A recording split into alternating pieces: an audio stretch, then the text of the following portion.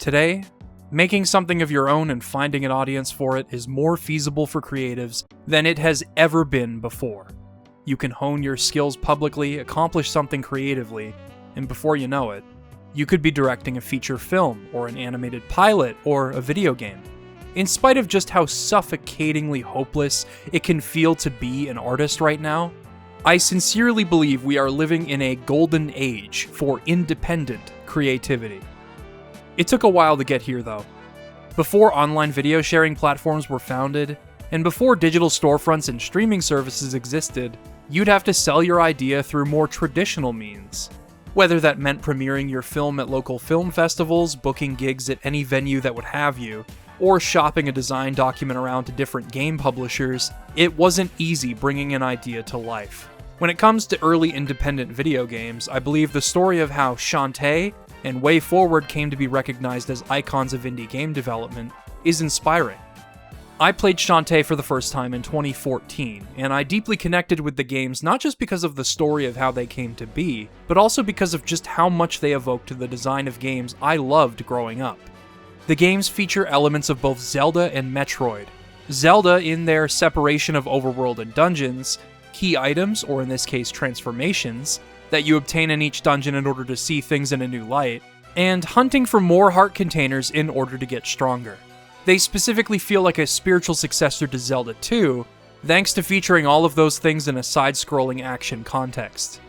At the same time, I thought of Metroid for their labyrinthine overworlds and dungeon layouts, though this varies depending on which game we're talking about, and because Shantae herself was a female protagonist in a time when the industry didn't particularly have many. This appeal, paired with excellent animation and art direction evocative of hand-drawn games like Genesis Aladdin or a Vanillaware game, led to all of these elements coalescing into something practically made for me. And although it would take the series some time to find its audience, today, Shantae has found that audience, having been at the forefront of indie game development and remaining an inspiration today. So, to honor this purple-haired half-genie, I've decided to make a succinct retrospective on the series. Yeah, I did not intend for this video to be as long as it is, but I guess I've just had a lot to say about Shantae for a long time. Without further ado, I'm Liam Triforce, and this is a Shantae series retrospective.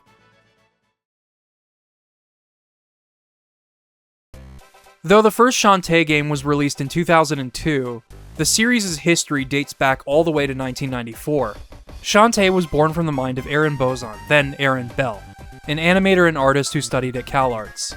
This would also be where she would meet her husband, fellow animator Matt Bozon. Aaron envisioned a game starring a genie that would whip her hair to defeat enemies and belly dance to summon her animal companions, though she would later revise the concept so that the genie would transform directly into each animal. That said, Shantae was planned to transform into a harpy even before this, and Aaron actually animated the harpy by hand. The name Shantae was an alternate spelling of a camper's name from back when Aaron was a camp counselor. Several mock-ups were created as Shantae's world slowly began to take shape. By 1997, WayForward agreed to take on the project, and Matt and Aaron joined WayForward as artists and animators. The original pitch for Shantae was highly ambitious. Originally conceptualized as a Super Nintendo game, the introduction WayForward published on their website in 1997 stated that it would use a fully 3D game engine, and it would target the PC and comparable game systems, such as the Sony PlayStation. They aimed to feature a dynamic camera system that would blend side-scrolling action-adventure gameplay with hand-drawn fluid 2D animation and 3D environments, with players being able to traverse between layers to avoid obstructions and find secrets. This would later become a central mechanic to Shantae Advance, and it appears for a portion of Risky's Revenge. Structurally, the game was going to be similar to the one we eventually received. Overworld towns, additional heart containers and magic to be found, and labyrinths driving the game's progression, just like The Legend of Zelda, except it had a far grander scope than the final game. Shantae was also originally able to attack using elemental dance moves pertaining to different costumes, which were later repurposed as the Fireball and Storm Puff items, among others. These mock-ups offer a glimpse into a version of Shantae we could have received in the 90s. Ultimately, a Shantae game that combined 2D hand-drawn animation with 3D environments, would not be released until 2016. While the PC and PlayStation pitch never came to fruition, there would be hope for Shantae yet. In 2000, WayForward developed Extreme Sports, and it was published by Infogrames. A successor to their PC game from a year prior, the Game Boy Color game adapted most of its minigames into a single-player campaign driven by medal collecting. And it debuted a bold art style, courtesy of Matt Bozon himself, who directed and designed the game alongside programmer Jimmy Huey. I have been a massive fan of Matt's art style since I first played Shantae, so going back to Extreme Sports was a treat. Observable in his artwork is the influence of anime he watched while attending CalArts, such as Rumiko Takahashi's Ranma 1/2, Hideaki Anno's Nadia the Secret of Blue Water, and the work of Hayao Miyazaki, among others. At the time, these works had a minimal presence overseas.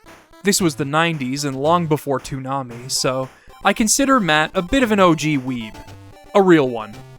I feel his trademark sexy characters would be born from this, and his art would be introduced to the world with Extreme Sports on Game Boy Color, which features swimsuits, athletes, Guppy, and the Bonehead Gang. Did I mention swimsuits? What particularly strikes me about his character designs, however, are not just how they look, but how those looks are translated to the hardware. The character sprites all carry their most attractive elements, even in their crudely squished down, in-game forms, and they are animated with bounciness and fluidity just for the sake of being appealing to look at while you play. No doubt thanks to Matt's background as an animator. Needless to say, this would become a staple of a lot of Matt's and in turn WayForward's games to come. Extreme Sports was Matt's first game as director.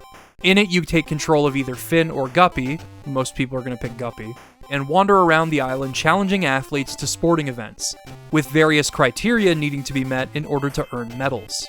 Sometimes you'll have to focus on making few mistakes in order to finish a course fast enough, sometimes you'll have to focus on racking up points through tricks and whatnot, sometimes you'll have to grab all of the flags in a course, and sometimes you'll have to do a combination of those things in order to net yourself even more medals.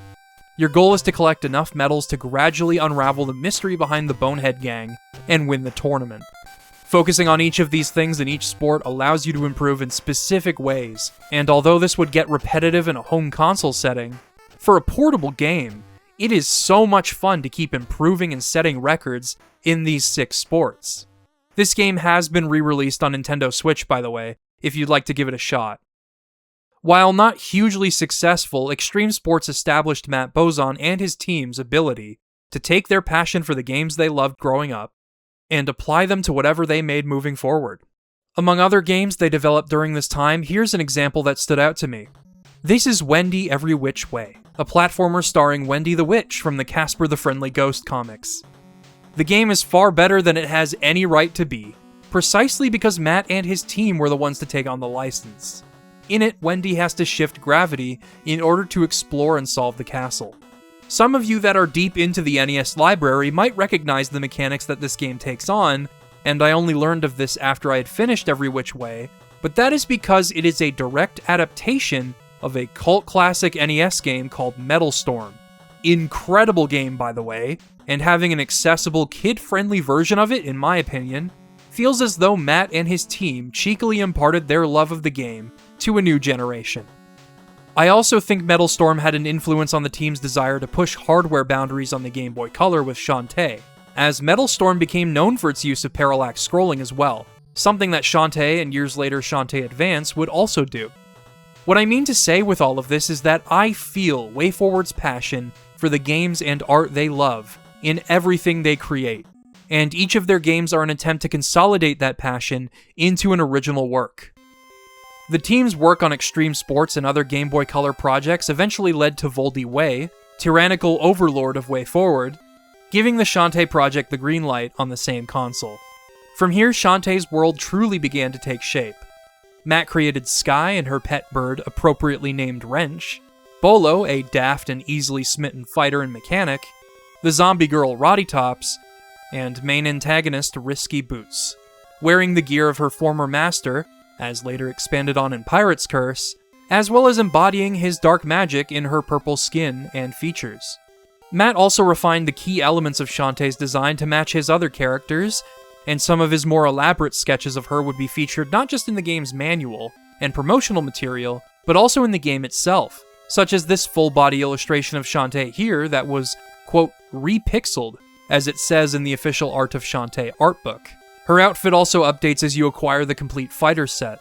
This technique, by the way, was one of many groundbreaking effects developed by the game's lead programmer Jimmy Huey, and we'll talk about those as we go through the game. Shantae would be set in the gorgeous, fantastical, Arabian-inspired Sequin Land, where guardian genies were once assigned to protect the land's villages from harm.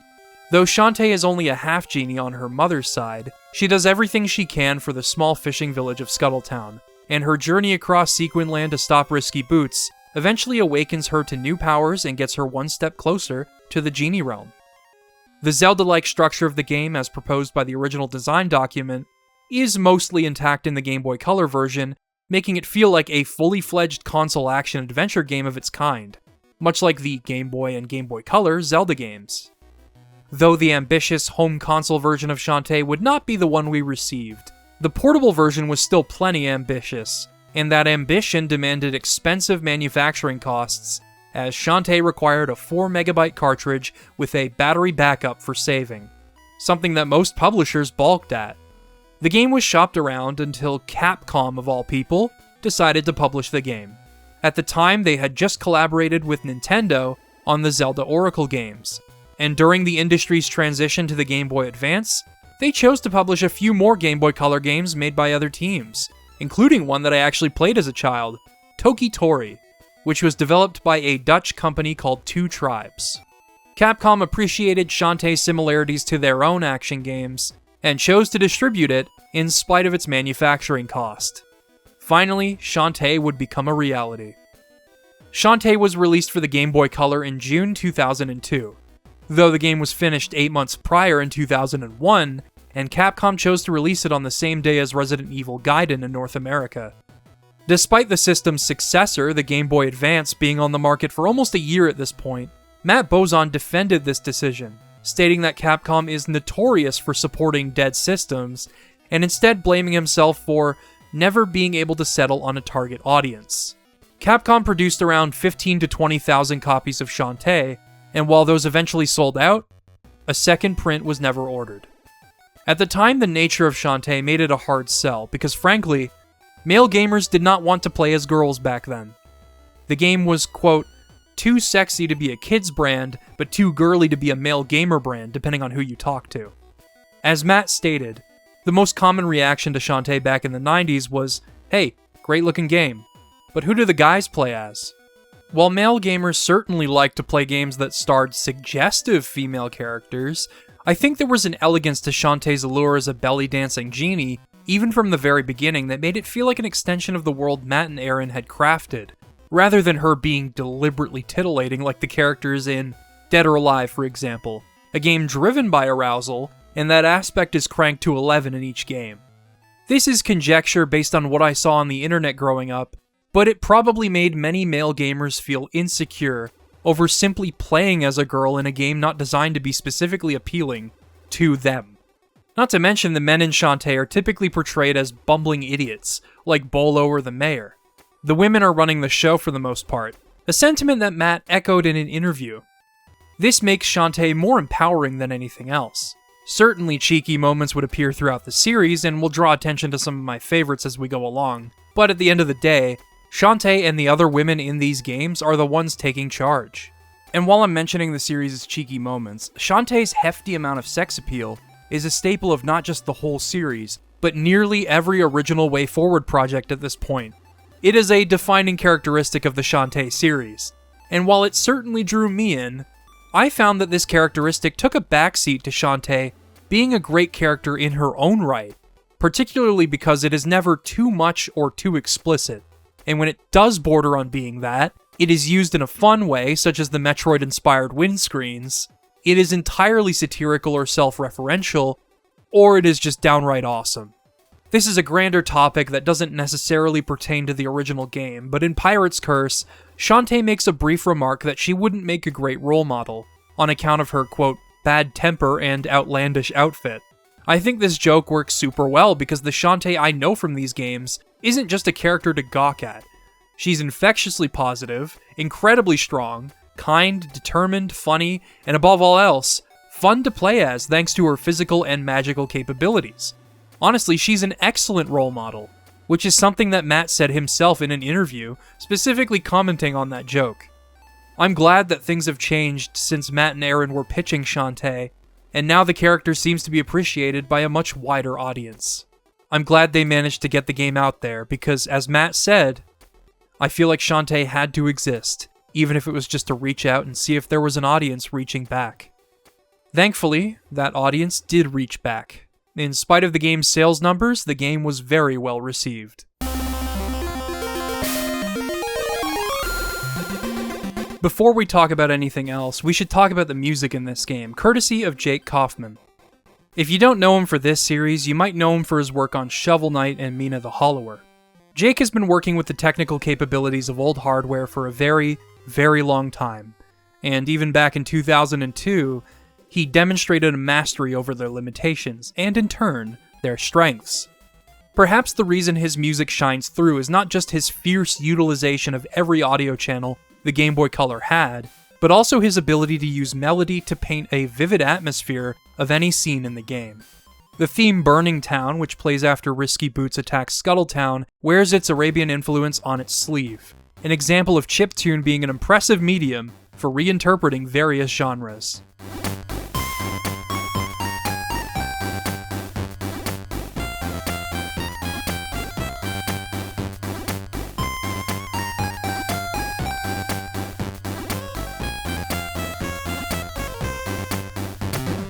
Its percussion and bass line are also extremely lively and catchy, something that Jake excels at in every score he creates. That combination of elements, melody to convey atmosphere and genre, and great bass lines and percussion are consistent and excellent throughout Shantae. Whether we're talking about the peaceful reprieve of Watertown's music,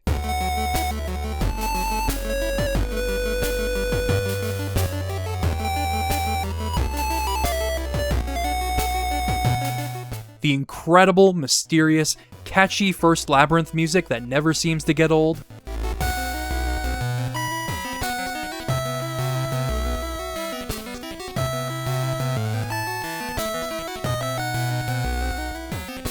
the dance piece that plays when you're visiting the traveling zombie caravan,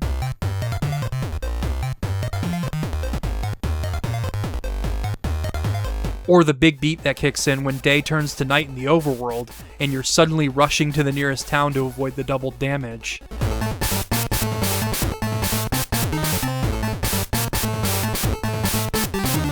Shantae's music bursts through the console's limitations to deliver something larger than life, servicing the game's atmosphere tenfold and rightfully standing alongside its other technical achievements. In regards to this game's technical achievements, the animation and sprite work in this game, as I've alluded to already and as you've seen so far, is stellar through and through.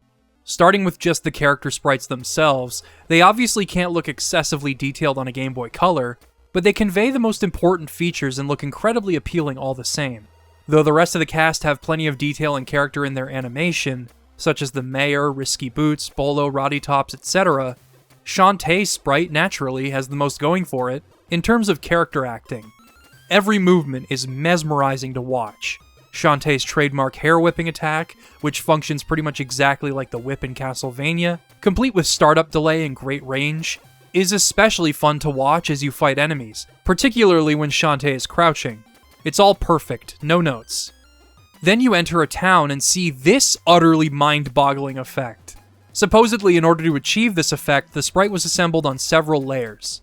As you circle around each town, Shantae will walk back and forth, and when you select a building to enter, Shantae will actually run towards it with a level of animation fluidity and detail that you just never see on a Game Boy or Game Boy Color. It is a sight to behold, an utter flex. Shantae's effects don't just stop there, though. True parallax scrolling is technically impossible on the Game Boy Color, but Shantae manages to make it happen through clever optical illusions. You'd be forgiven for thinking Shantae does actually implement parallax when you see rooms like this. The background scrolling at a slower speed than the foreground creates the illusion of three-dimensional depth, and it blew my mind when I first played this game. The swapping of color palettes depending on the lighting or time of day is also a beautiful choice. Whether Shantae is out and about or standing in a town square, the colors will be altered depending on whether it is day or night. And certain lighting setups have their own palettes too, such as when Shantae is standing under these light shafts in a labyrinth, and these alternate palettes affect Shantae's transformations and other characters too. Anyway, I could go on and on about how gorgeous this game is, but we should talk about the elements that made it such a cult classic. Though Shantae is often classified as a Metroidvania series, I think you're going to see me draw far more comparisons to Zelda, depending on which game we're talking about. In particular, this game is structured as such. Sequin Land is a giant circle, with its overworld consisting of entirely horizontal regions that connect its major towns. Sometimes these regions will feature verticality for the sake of exploration, something that becomes especially prevalent as you unlock more animal transformations, but the world won't have you finding interconnectedness through shortcuts and alternate routes like Metroid or Castlevania. The other reason I compare it to Zelda more is because of its insistence on using dungeons to serve as bookmarks for progression, complete with Shantae gaining a new animal transformation that the player can then use to assess the dungeon from a new angle. Matt has also continually cited Zelda as an inspiration on Shantae's gameplay, specifically mentioning Zelda 2 at one point, which is perhaps its clearest influence.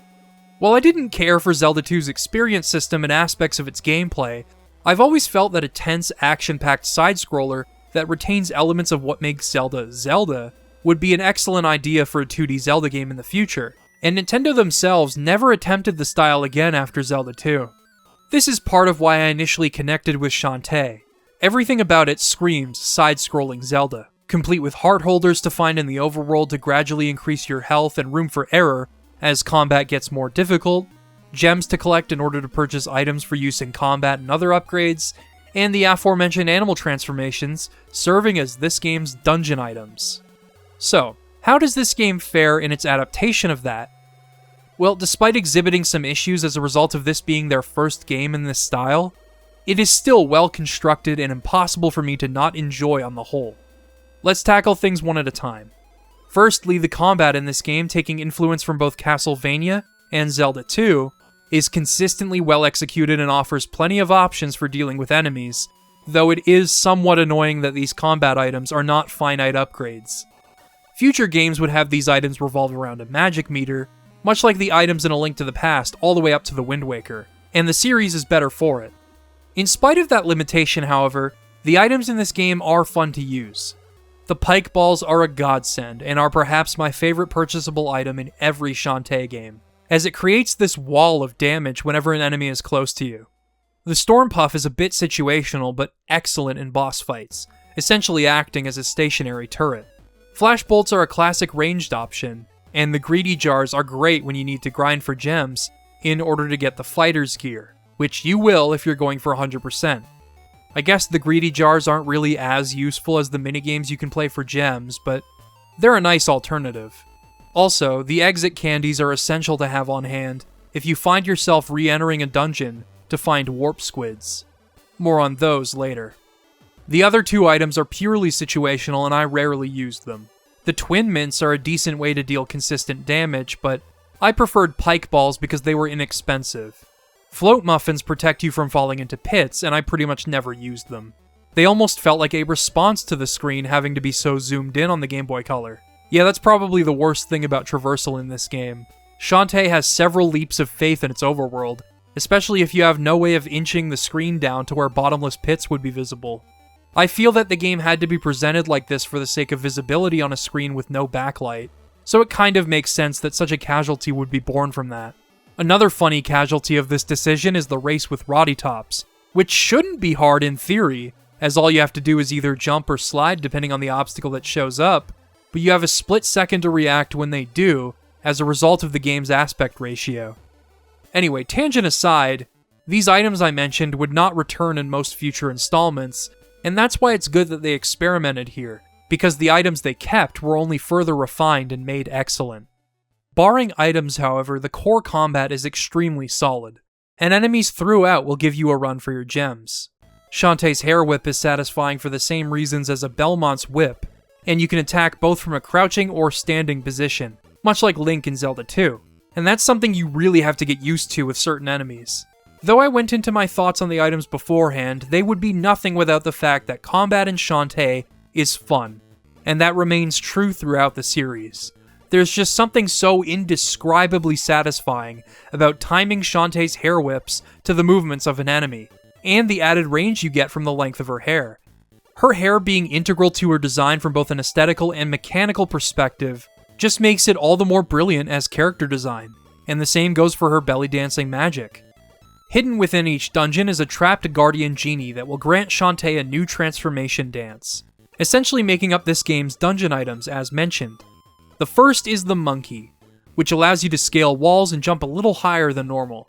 Then there's the elephant, which lets you charge through boulders and into enemies, the spider, which lets you climb on webs and other surfaces, and finally the harpy, which breaks exploration wide open thanks to its capability of flight, and it is an excellent reward for completing the final dungeon. Typically, when I examine the utility of a Zelda item, I look at their utility in the dungeon they are introduced in, their general utility outside of dungeons, and their applications in dungeons going forward.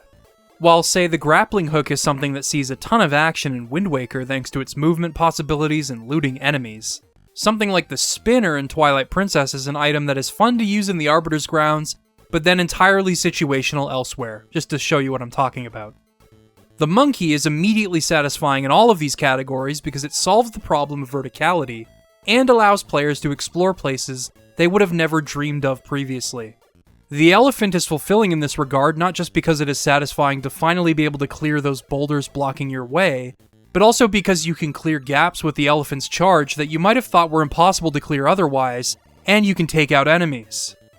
The spider is a more situational transformation due to its potential for traversal being limited to specific areas, but the harpy is essentially like giving the player a moon jump hack.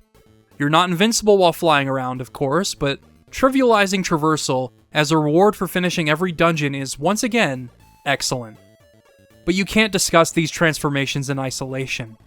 In order for their effects to sink in, we should talk about the dungeons they accompany, and this is where my Zelda comparisons are going to truly set in. Shantae's dungeons are surprisingly well crafted. For a first attempt, their designs are admirable.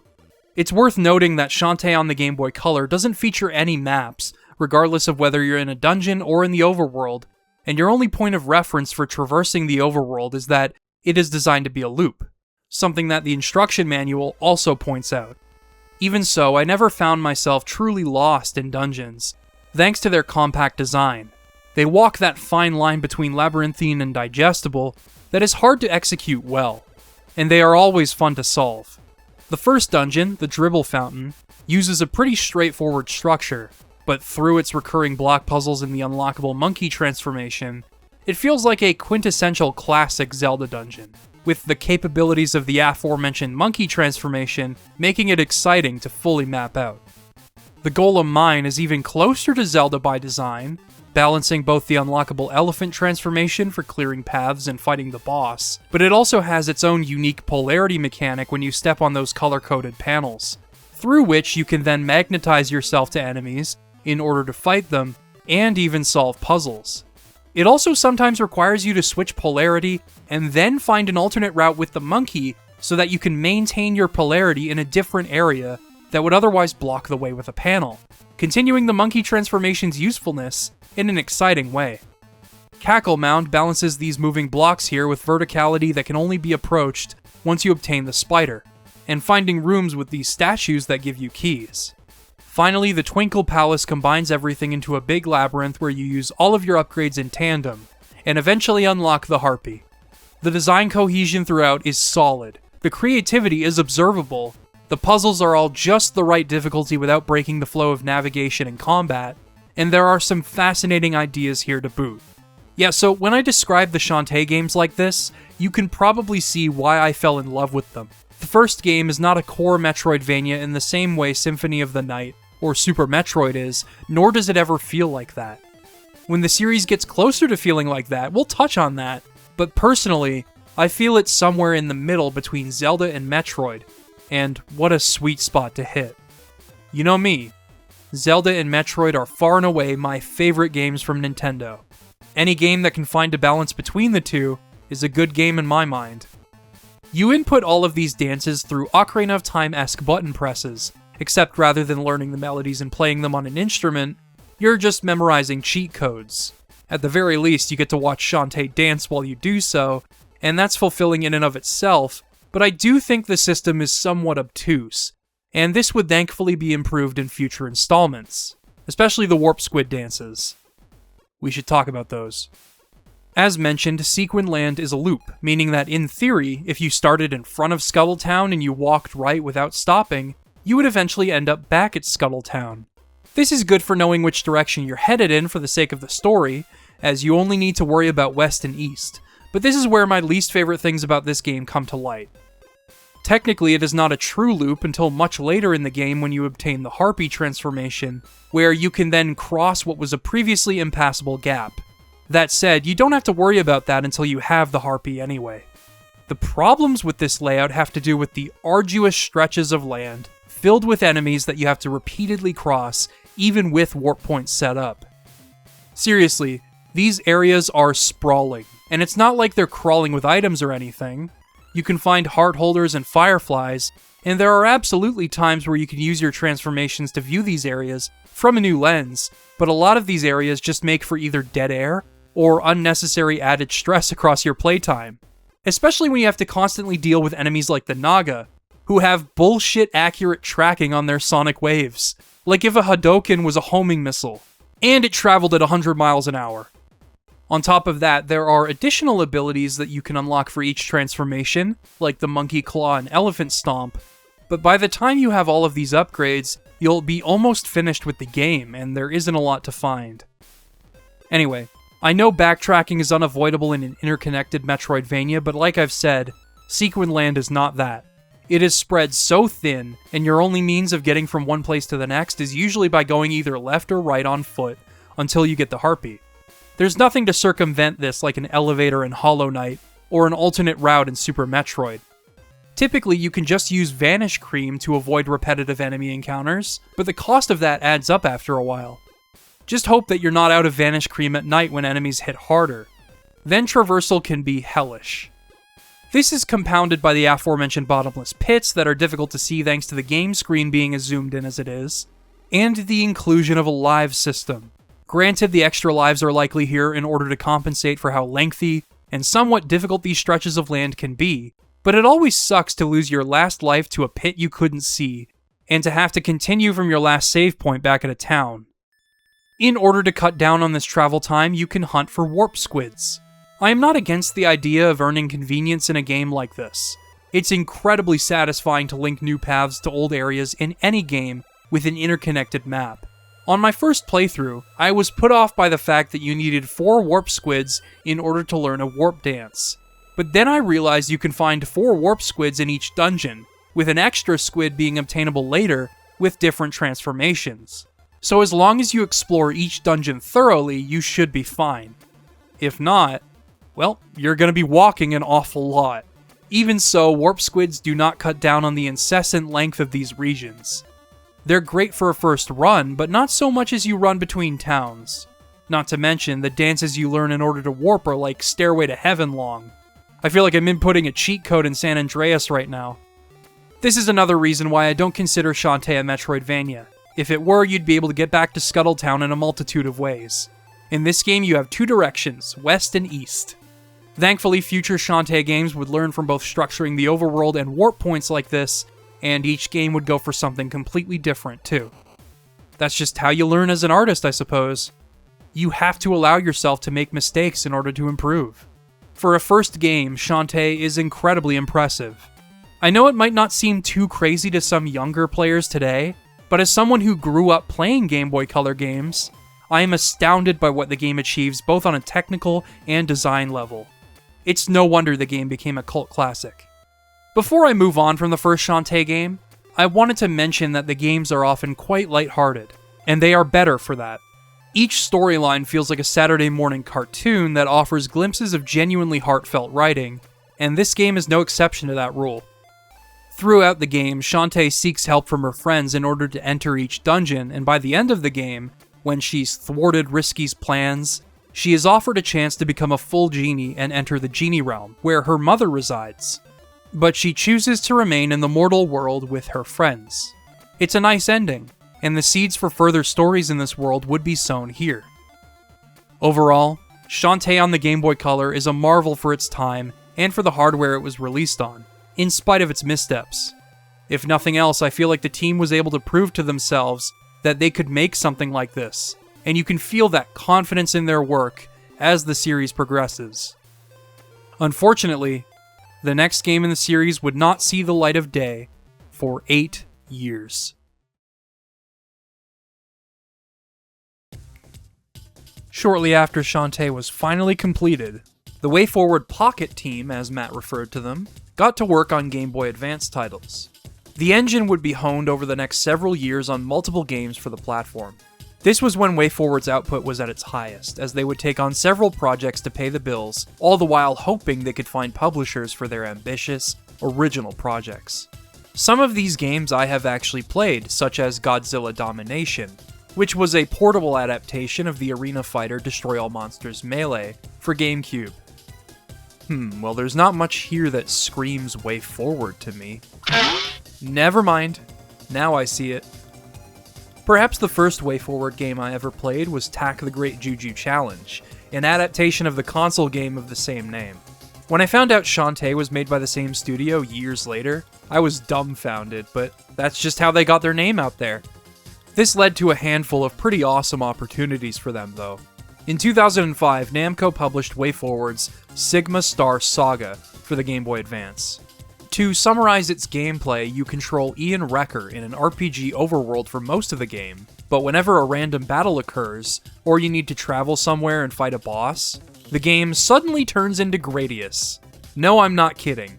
The random battles and key moments turn the game into a shmup, and this is how you level up.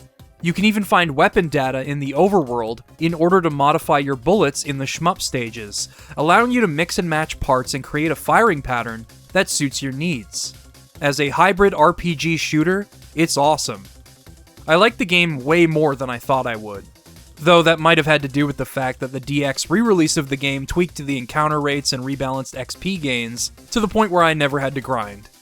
Also, this might be the horniest WayForward game I've ever played.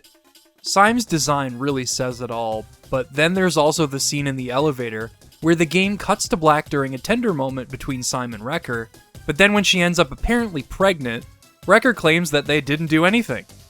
I mean, the game faded to black, they could be lying to us, we don't know what they got up to. As it turns out, she's just sprouting her wings, which she then bequeaths to him. Naturally. I won't spoil any more of this game though, as it was re-released back in April on PS5, PC, Nintendo Switch, and a physical Game Boy Advance cartridge at one point. I recommend it, it's a fun game.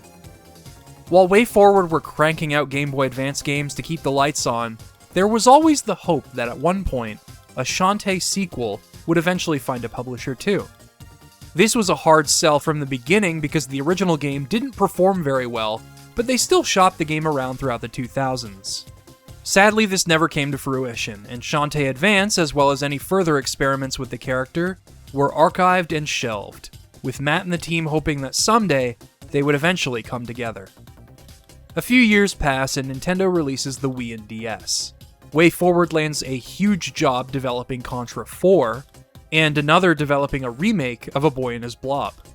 Nintendo announces the WiiWare program, enabling independent developers to create and self-publish their own games digitally, much like the Xbox Live Arcade and PlayStation Store. A DSi equivalent is launched as well, called DSiWare.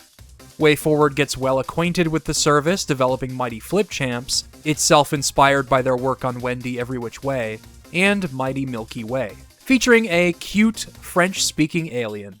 From here, they finally had the opportunity to create a Shantae game using some of the work they'd already done on Shantae Advance, and Shantae Risky's Revenge was revealed in September of 2009.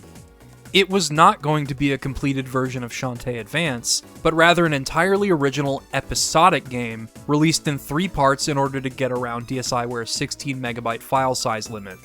Eventually, though, these plans were scrapped as the 3DS was set to be released in early 2011, and Shantae Risky's Revenge was released as a standalone product on the DSi shop on October 4th, 2010, 8 years after the first game, to acclaim from both critics and DSi owners. This would be where I first heard of Shantae back in 2010.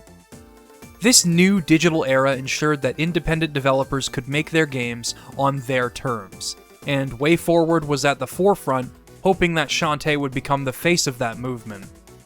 The game would be ported to iOS a year later, and to PC via Steam in 2014, in the wake of Pirate's Curse's impending release, further increasing Shantae's reach.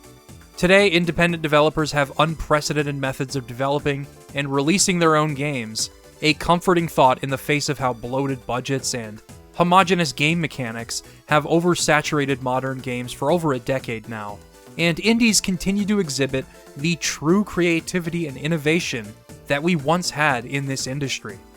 I find it inspiring that Shantae was not only there at the forefront of this industry shift, but also that the people behind her games continually fought to create an audience for this game and this character for years and years, long before any of this stuff was possible.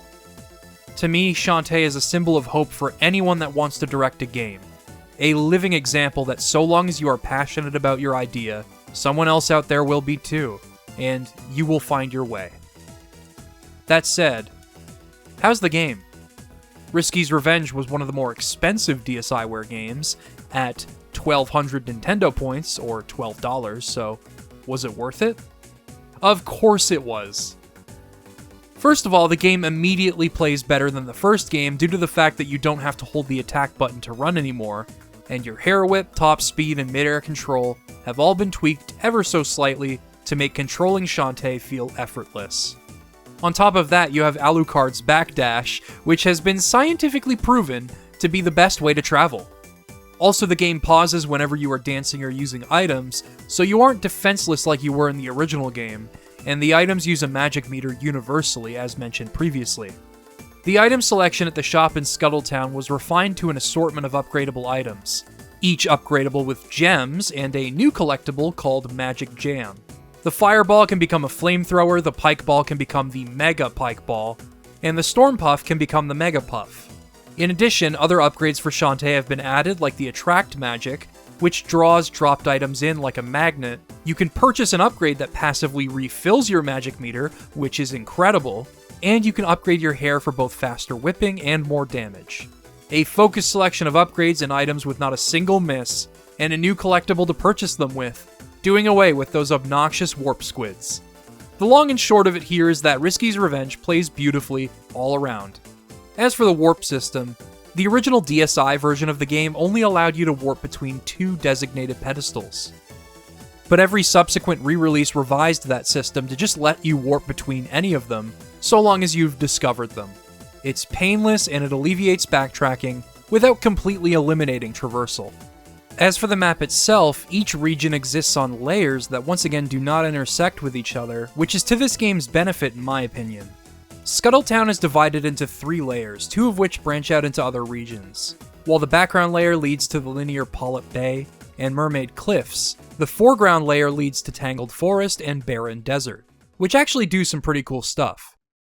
Shantae Advance was going to feature a foreground and background layer as its primary game mechanic in traversal, and you could use Risky's Tremor engine to reposition each layer and reach what were once inaccessible areas. While there is sadly no Tremor engine in this game, a remnant of this gameplay is what Tangled Forest revolves around, as you have to swap between several layers to eventually reach your destination, and there are things to be found in both the west and east exits of each layer, some of which can only be accessed with later transformations and abilities.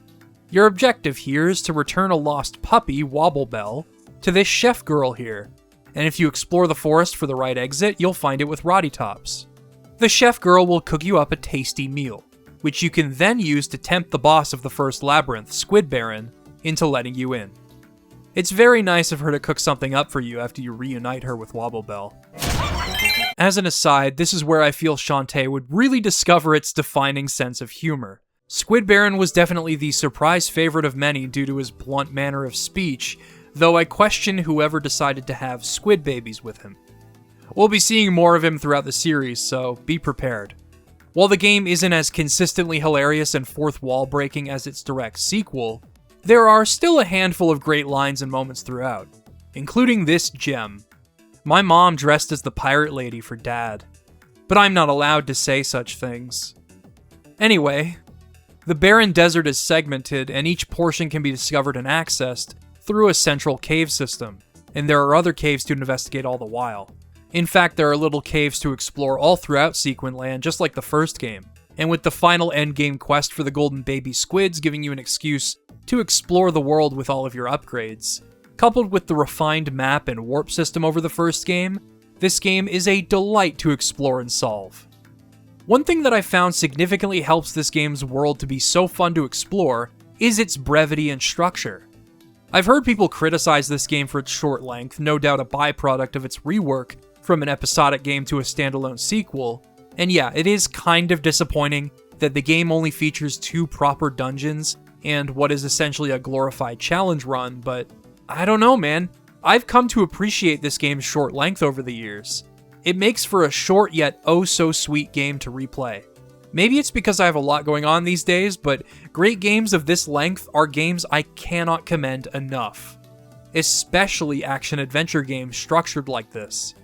The way the world is structured, with each region being its own completely isolated level, regardless of whether or not that region is linear or non-linear, it makes for a digestible overworld that is a treat to collect everything in.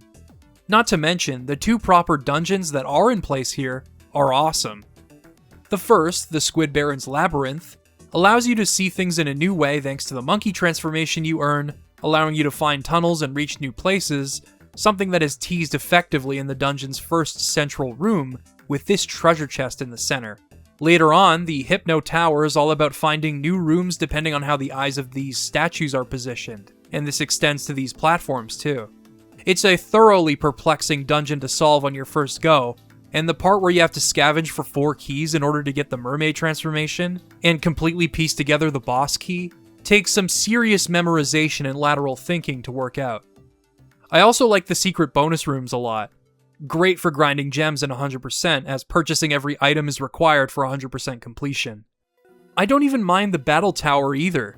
It was a fun challenge and a great way to check up on your own proficiency in combat. The transformation relics in this game are a significant improvement over the talismans in the first game, and they can be found in caves as you progress through the game, and learn new transformations. The elephant stomp returns from the first game, while the monkey claw is replaced with the vastly superior monkey bullet, which lets you dash horizontally while clinging to a wall. Your final relic lets you shoot bubbles in mermaid form, but you only obtain that as a means of accessing the final boss, and this is probably the instance where I can most feel the impact of this game's reduced scope. On the other hand, I appreciate having a focused selection of transformations, rather than the ones that feel entirely situational. The monkey is still just as useful as it was before, the elephant is great for traversal in addition to its puzzle-solving capabilities, and yeah, I suppose the mermaid is only useful in water, but there are about 4 bodies of water to explore throughout Sequin Land, some of them having multiple rewards. Not to mention, you don't have to perform complex inputs to transform. You simply hold the button until you see the correct dance, and then you let go of the button to transform. Certainly not instantaneous, but even so, it gives you a chance to watch Shantae dance for a bit. You can certainly feel the compressed nature of this game in some regards, but I'd also argue it makes for an exceptional, tightly designed game as a result, without any unnecessary elements. And I will sing the praises of any game that manages to feel that way. Speaking of Shantae dancing, though, this has probably been obvious since you've been watching footage of this game the whole time, but Risky's Revenge is gorgeous. The detailed pixel art backgrounds, each of them colorful and dreamlike, were all done by Henk Nieborg, while a team of many illustrators and animators contributed to the game and its characters.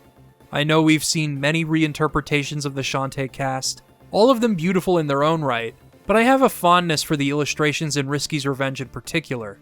They feel like a faithful refinement of Matt's art for the first game, art that I adore as I've discussed already. And this piece in particular, illustrated by Jason Robinson, is one of my favorite official pieces of art of Shantae, period. It took a while for the artist to arrive at a singular style for the game's key art and portraits, and you can take a gander at all of that in the official Shantae art book. Continuing from the hypnotic fluidity of the animation of the first game, Risky's Revenge features key poses and moves from the original game, applied to a more detailed sprite, and she is once again mesmerizing to watch. As massive, stubborn proponents of 2D visuals and gameplay, WayForward have once again crafted a beautiful showcase for the style, complemented equally by Jake Kaufman's understanding of the DS's audio hardware. Burning Town reappears while Shantae traverses the overworld, complete with a new section to evolve its vibe.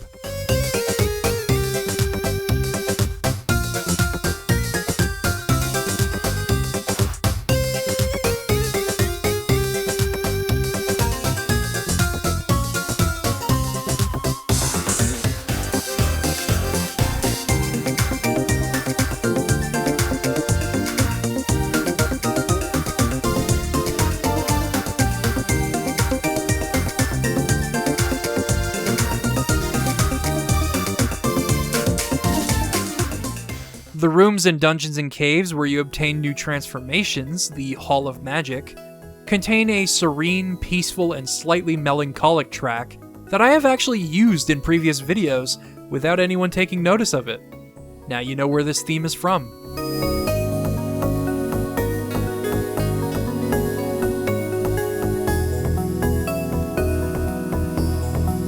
Jake also experiments with different genres throughout, just as he did in the first game, all while keeping with the Arabian influences that define the series' atmosphere, and balancing layered melodies with careful ambience. Jake Kaufman is a master of his craft, as always.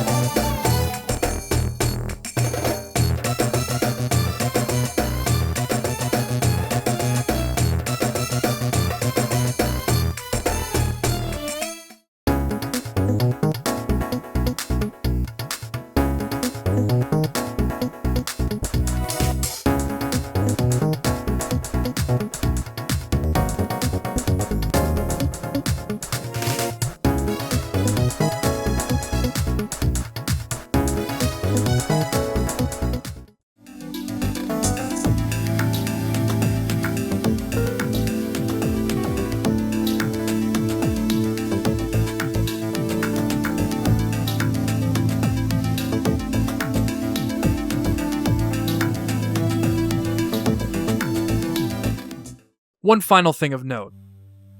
After a brief shmup-inspired segment in a cave you need to traverse in pitch darkness, Shantae arrives to challenge Risky Boots. Roddy Tops and her brothers Abner and Poe were tricked into kidnapping Uncle Mimic in exchange for a lifetime supply of coffee, and for Roddy Tops, Shantae's brain. In other news, the word of the day is gullible. I do like the dynamic they've set up with Roddy Tops, though. Even in the first game, where Roddy was more interested in Shantae's brain, and made her race for the entrance to the dungeon, she was still very much a friend in the end. She just isn't very good at expressing herself in that regard, and then there's, the whole brain thing. But that's precisely why she feels immediate remorse, having betrayed Shantae for no reason after Risky backs out of the deal. I'm mentioning this for a particular reason, but that won't become evident until we talk about the next game, so just keep Roddy Tops in your thoughts for now. Ultimately, Shantae is forced to hand over her magical MacGuffins in exchange for her uncle's safety, and a battle ensues. First, you have a rematch with Risky's steam-powered oceanic Tinker Tub, complete with a few new moves. Credit where credit is due, this thing was an expressive and detailed marvel when I first played this game, and I love how you get to watch Risky lounge around off the port of the ship. The lamp that Risky stole from Uncle Mimic is revealed to have been used to enslave genies, as she captures Shantae's genie magic, rendering her purely human. This twist works well for a couple of reasons. The first is that it means all of Shantae's magic is used against her in the final battle, meaning you have to solely rely on your items and upgrades in order to win here, against your own transformations and relics. The elephant will charge and stomp, you'll have to deal with the monkey bullet, and the mermaid will spit bubbles everywhere too. It puts a spin on the fight with Risky from the previous game, and I prefer something like this greatly to the puzzle-oriented disassembly of Risky's Tinker Tank due to Shantae's focus on both action and platform-oriented problem solving. The other reason is because, despite the game ending on a bittersweet note, it sets up a fascinating premise for the next game. Shantae's defining characteristic, her genie magic, has been stolen from her. Whatever the next game was going to be like, it was going to be completely different. On the whole, though, Risky's Revenge is a compact but incredibly fun game. A shining example of brilliance on the hardware, in spite of, or perhaps even because of, its reduced scope, and ends up being focused, clever, and satisfying in so many ways. Subsequent re-releases of this game included Dancer Mode, much like Hero Mode in later Zelda re-releases, which doubles the damage you take, but also halves your magic consumption. Which is how I've come to replay this game today, not only for the added challenge, but also because of the fact that the fully upgraded Pike Balls become utterly busted if you're good at magic management. They were already amazing in that regard, but with halved magic consumption, they become an impenetrable wall of offense. This would also be the first Shantae game to feature windscreens, a nod to Metroid allowing players to see Samus take off more and more of her armor. And while Samus's appearance in these windscreens are typically tasteful or subtle, with respect to Samus's character, Shantae's windscreens fit two categories: cool illustrations that you can view in the game's gallery, or pure, shameless, proud fan service solely intended to reward the most tenacious of players, to put it eloquently. In The Art of Shantae, it was revealed that when Risky's Revenge was in its episodic phase, one of the episodes was going to focus on Shantae looking to reclaim her magic powers after Risky took them away. Choosing to end the final game on a bittersweet note would lead to the development of Shantae and the Pirate's Curse, a game in which Shantae does just that, with a twist. Pirate's Curse was first announced in the penultimate issue of Nintendo Power, in November 2012. Alongside a couple of stunning and captivating illustrations featured in the article, the game made the magazine's cover for that issue as well, at least for subscribers. As if to come full circle, Matt actually contributed one of the magazine's first pieces of fan art as a child, all the way back in 1989. Pirate's Curse, as is tradition for the Shantae series, seemed ambitious, aiming for an interconnected world, a narrative that strained Shantae's existing relationships, due to her having to side with Risky Boots in the face of the Pirate Master's resurrection, and several items that ended up absent or reworked in the final game, like the Bone Daggers and Scimitar, respectively. By 2014, the scope of the game once again had to be reduced, but it would still end up being far and away the biggest game in the series, with multiple islands to explore and a dungeon in each of them. Shantae and the Pirate's Curse was released for Nintendo 3DS in October 2014. With a Wii U release following on Christmas Day. Pirate's Curse is an oddball compared to the rest of the Shantae series due to its gameplay, and it's funny to talk about and recommend for that reason. It deliberately omits the concept central to Shantae, the animal transformations, in favor of Risky's pirate items. As you obtain them in each dungeon, they are activated with a press of a button, being seamlessly integrated into the game, and feeling like an effortless extension of the platforming and combat. Previously, Shantae's transformations were trade-offs in terms of utility. Maintaining your monkey or harpy transformations, for example, meant being able to easily scale certain areas. Other transformations, however, are designed to be used in the same manner as a Zelda item. For example, switching to the Zora armor in Twilight Princess before swimming into Lake Hylia could be comparable to transforming into the mermaid in Risky's Revenge, which is frankly cumbersome in the face of simply pressing a button in Pirate's Curse. I think both Pirate's Curse's systems and the animal transformations absolutely have their merits, but I remember when this game came out, I had more than a few friends play this game and thoroughly enjoy it, and then not get into any of the other games in the series because they played this one first, and expected similar seamless mechanics from the others. Don't let that happen if you choose to play these games. All that being said, I want you to ignore that notion as I talk about this game individually. Because ignoring the comparisons for a moment, I love this game so much. I have replayed it endlessly across multiple platforms since its release. I love pretty much everything about it. Everything that I've said about Shantae being a smart, sexy fusion of elements from both Zelda and Metroid is on full display here. The game is consistently hilarious and creative, and it is one of very few games I have actually learned to speedrun. I know I have a list of about 100 favorite games by this point, but yes, Shantae and the Pirate's Curse stands firmly among them. This game made me a Shantae faithful all those years ago, and I have waited far too long to sing its praises articulately in a video of mine. The game begins with a foreboding introduction to the Pirate Master, who serves as this game's main antagonist, and the crux of the narrative focusing on an alliance begrudgingly formed between Shantae and Risky. It then transitions into an explosive intro sequence as Scuttletown finds itself under attack once again, much like the original game. There are many callbacks to the Game Boy Color game in this one, and I'll point a few more out as we go. This leads to yet another rendition of the Burning Town theme, and everything about this theme's composition sets the stage for this game's score.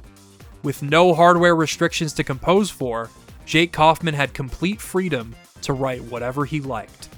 The result is a Burning Town that maintains its inspirations in its instrumentation, elegantly fusing it with the dance genre, complete with one of the most satisfying bridges I've ever heard in a video game.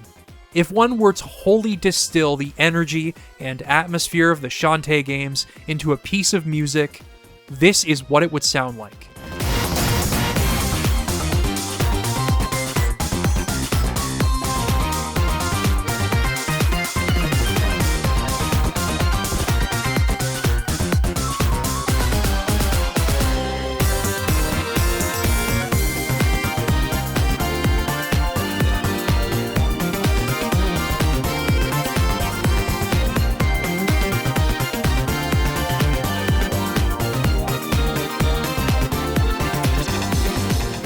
Yeah, I'm going to pivot for a moment and talk about some of the soundtrack without spoiling the rest of the game. Obviously, we have a new rendition of the Shantae theme itself on the title screen, but the file select theme from Risky's Revenge has also been rearranged, and it is heavenly in its blend of jazz, dance, and orchestral strings.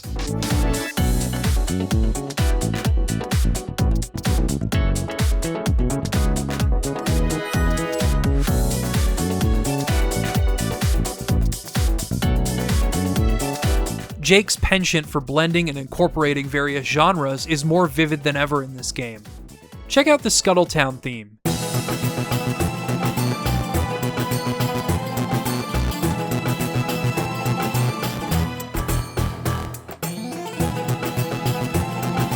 Faithful as ever. And then the dance break kicks in to punctuate Shantae's vibe.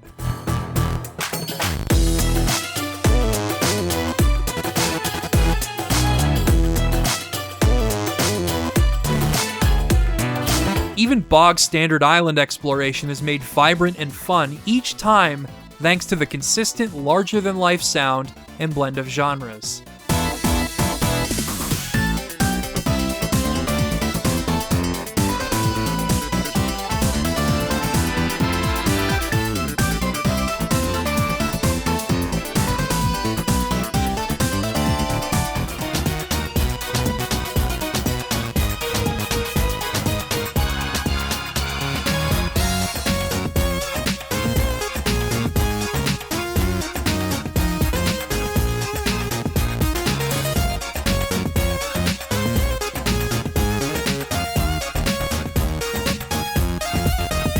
Certain themes from the Game Boy Color game have been rearranged and repurposed in this game too. I won't spoil all of them just yet, but Bolo's theme is a reworked version of Scuttletown's theme in the original game, almost perfectly conveying both his resolve and his ineptitude, while Watertown's theme has become Sky's theme, reorchestrated as a relaxing and almost erotic jazz piece.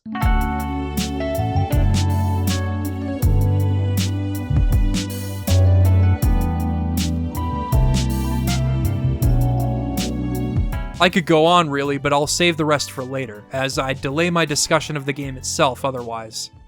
As it turns out, the Ammo Baron from Risky's Revenge is responsible for the attack on the town, and after playing a game of tennis with his cannonballs, it turns out that the Ammo Baron is also who the mayor sold the town to, and Shantae receives court summons as a result, along with her being told that she will be relieved of her weaponry. Even though her Uncle Mimic says he'll sort things out, basically things couldn't be going worse for Shantae right now. Shantae returns home for a refreshing bath, but she remembers, perhaps a little too late, that she doesn't own a bathtub. And that's where Risky comes in. This is where the premise of the game makes itself known.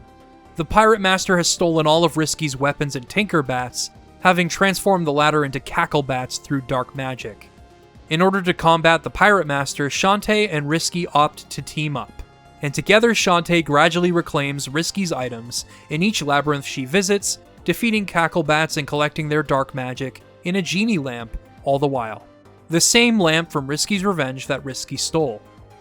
The game's portraits, as you can probably tell, deviate substantially from the style of previous games thanks to artist Makoto Yabe, otherwise known as Ko. Having previously worked as a character designer on Mega Man ZX at Inti Creates, Ko brought his own flourishes to Matt's original designs, complete with his round, shimmering eyes and certain, shall we say, features being accentuated. Though I have to wonder if that was his decision or Matt's. Either way, it's fine by me. Matt drew the thumbnails for the character portraits, upon which Ko adapted them into his own style, as seen here with Sky's illustrations. Ko would go on to create artwork for the next 2 installments as well, each in a wildly different yet unquestionably alluring style that remains completely faithful to the concepts drafted by WayForward in-house. As for Pirate's Curse, its artwork just feels right at home with other Capcom works, even ones that Ko never had a hand in, like Power Stone and Mega Man Battle Network. Shantae may now belong in the hands of her creators, but it does feel fitting that an artist that once worked for Capcom on Mega Man would continue to solidify Shantae's connection to the brand. Pirate's Curse does not have an interconnected overworld, but rather a series of isolated islands, and each with their own dungeons to clear out. Saliva Island branches out in multiple directions both for its primary progression route and for other quests and bonus items. Meanwhile, Spiderweb Island is pretty much straight left to right with a few areas tucked away in case you need to revisit Roddy Top's inner brothers, for example. Tanline Island, amazing name, is also fairly linear with a few routes you can take when you've recovered items from future dungeons. And Mudbog Island and Frostbite Island are pretty much the same story. As I describe their layouts, you might be confused as to why I speak so highly of this game. Well, I'll again reiterate that I do not consider this game or most of the Shantae games, with the exception of one we'll talk about later, true Metroidvanias. Instead, I find them to be much closer to Zelda, and even then, Pirate's Curse does a lot to make up for its linear and segmented overworld structure. Bear with me, there's a lot to talk about with this game. The team went all out. First of all, Scuttletown has a stretch of overworld traversal connecting the town to the Sequinland Palace. And beneath the palace there is actually a sewer system, which you'll need to explore twice on a first playthrough. At first it's to obtain flesh pops to fend off the zombie kids that are slowly gnawing away at Bolo, at which point he will hand you the palace key, which he found in his mouth an hour prior. The next is to retrieve a travel brochure after you've obtained Risky's pistol, which you can then give to Squid Baron, who is lamenting his place in this game as a recycled boss, but cheers up as soon as he sees the brochure and gives you some squid oil, freshly expelled from his ink siphon that morning.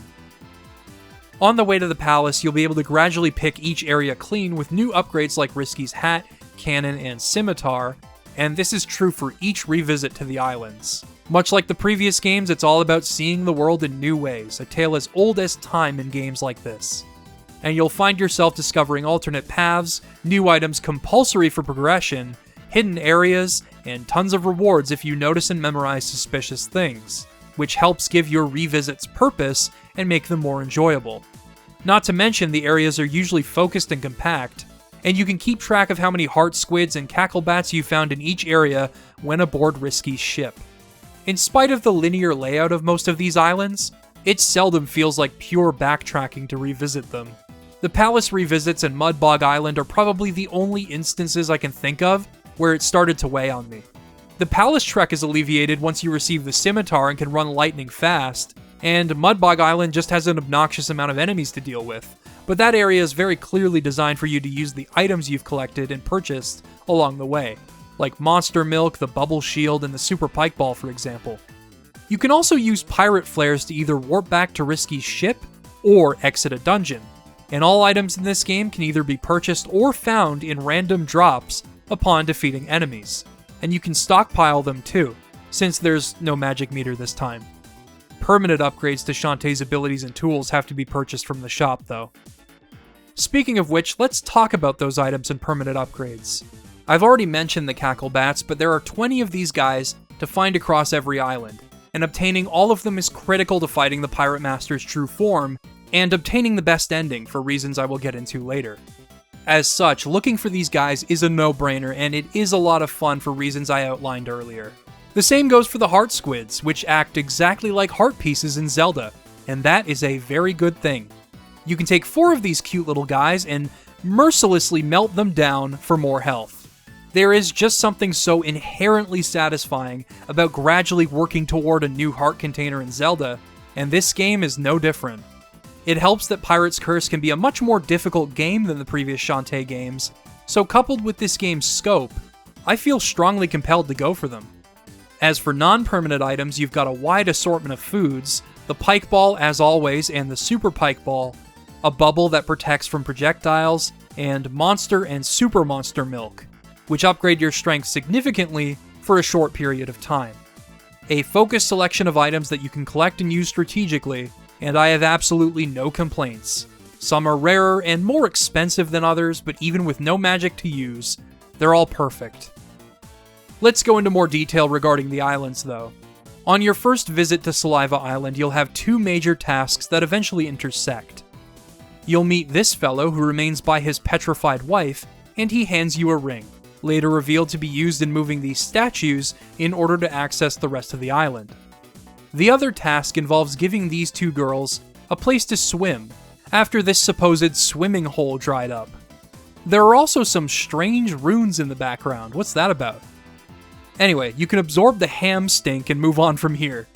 After doing some light platforming, you'll reach the Gigalummox, who, quote, may become aroused by travelers smelling of ham. This leads to an incredible series of events that I need not commentate over. Yeah, remember how I said Risky's Revenge defined this series' sense of humor?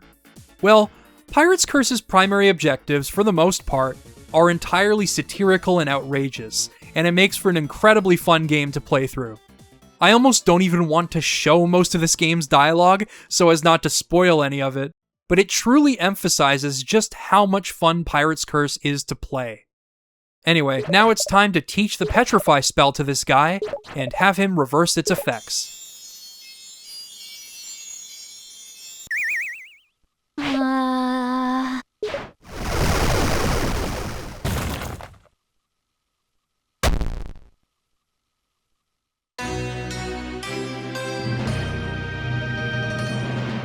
Well, at least the dungeon's open. In Spiderweb Island, you'll head right until you run into Roddytops, who is trapped in the web of the Empress Spider, this island's dungeon boss. You'll free her, but oh no, her legs are numb, or so she says. This leads to the first of several instances where your primary progression through each island is shaken up, all of which end up being some of my favorite moments in the game. This segment here is called Run Run Roddytops, a precise platforming segment where all you can do is run, jump, and jog in place through a series of screens filled to the brim with some comically perverse enemies, all of which are, hilariously enough, exclusive to or introduced in this segment, including the zombie hands that reach out and try to grab you, these things that go in for a lick and prevent progress, these goobers that will chase you down for a kiss, and these bumpy, sickling-looking things that spit out squiggly worm-like fellas that seriously look like they want to fertilize an egg. Each of them go against your natural instincts in a platformer like a Hammer Brother in Super Mario. They just also happen to be freaky as hell. A masterclass in enemy design way forward, well done. Oh, and you die in one hit during this portion. Each screen is a checkpoint, thankfully, but it can take a while depending on how good you are at precision platforming. At this point, I know this segment like the back of my hand because I've played this game so many times, so I might be making it look easy, but I promise you, this will be your first true test of spatial awareness in this game. Something you'll need in order to beat the bosses and traverse the more difficult portions of this game. The kicker is that it happens to be hilarious the whole time, and the music featured here is perhaps one of the most iconic tracks from the Shantae series, even reincorporating the series' central leitmotif.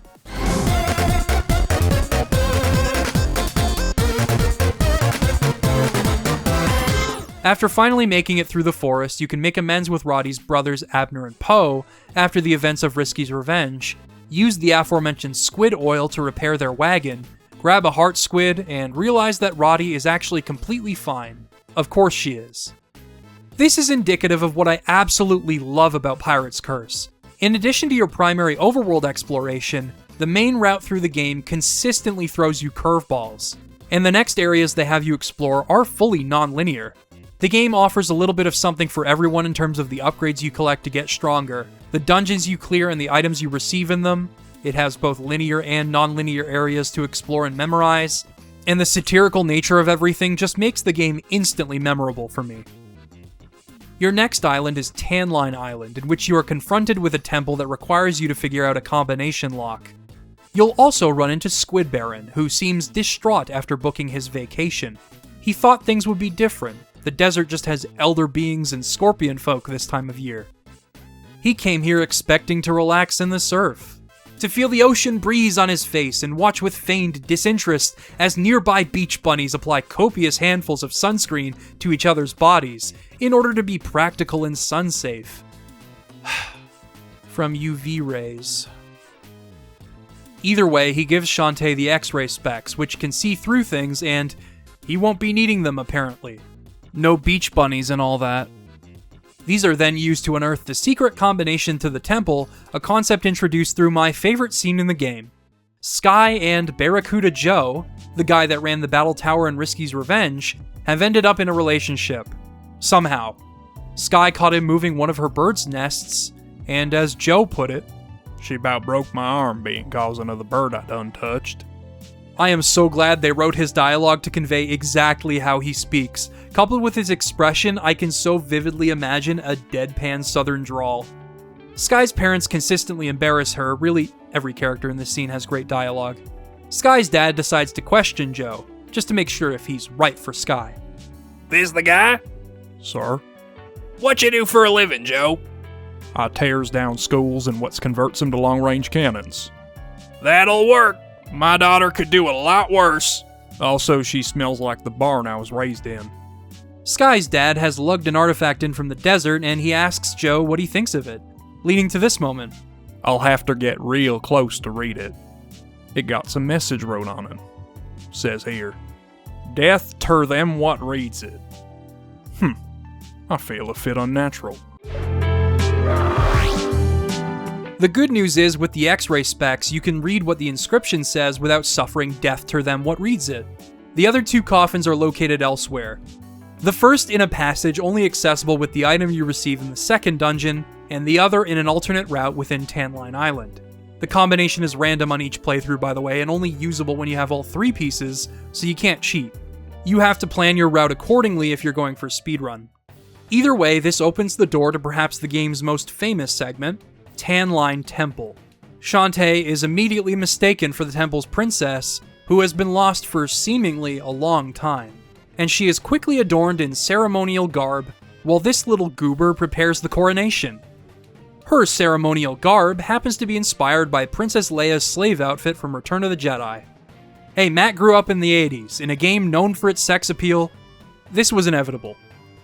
You'll have to sneak around and use the shadows to your advantage as you gradually solve what is essentially a completely non-linear dungeon, collecting keys to free the other captive girls.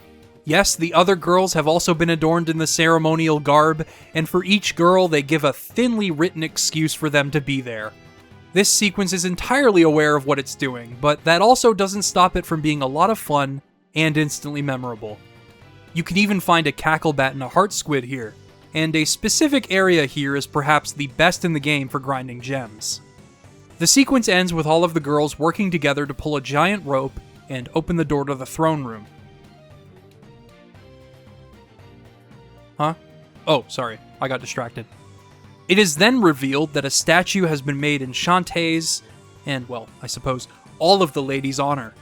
But then, the real princess returns at long last, from the store. It's been over 30 minutes! Alright, let's move on. Next up is Mudbog Island, which, as I've mentioned, is basically just a straight line full of enemies until you reach the Hexer, who guards the Village of Lost Souls.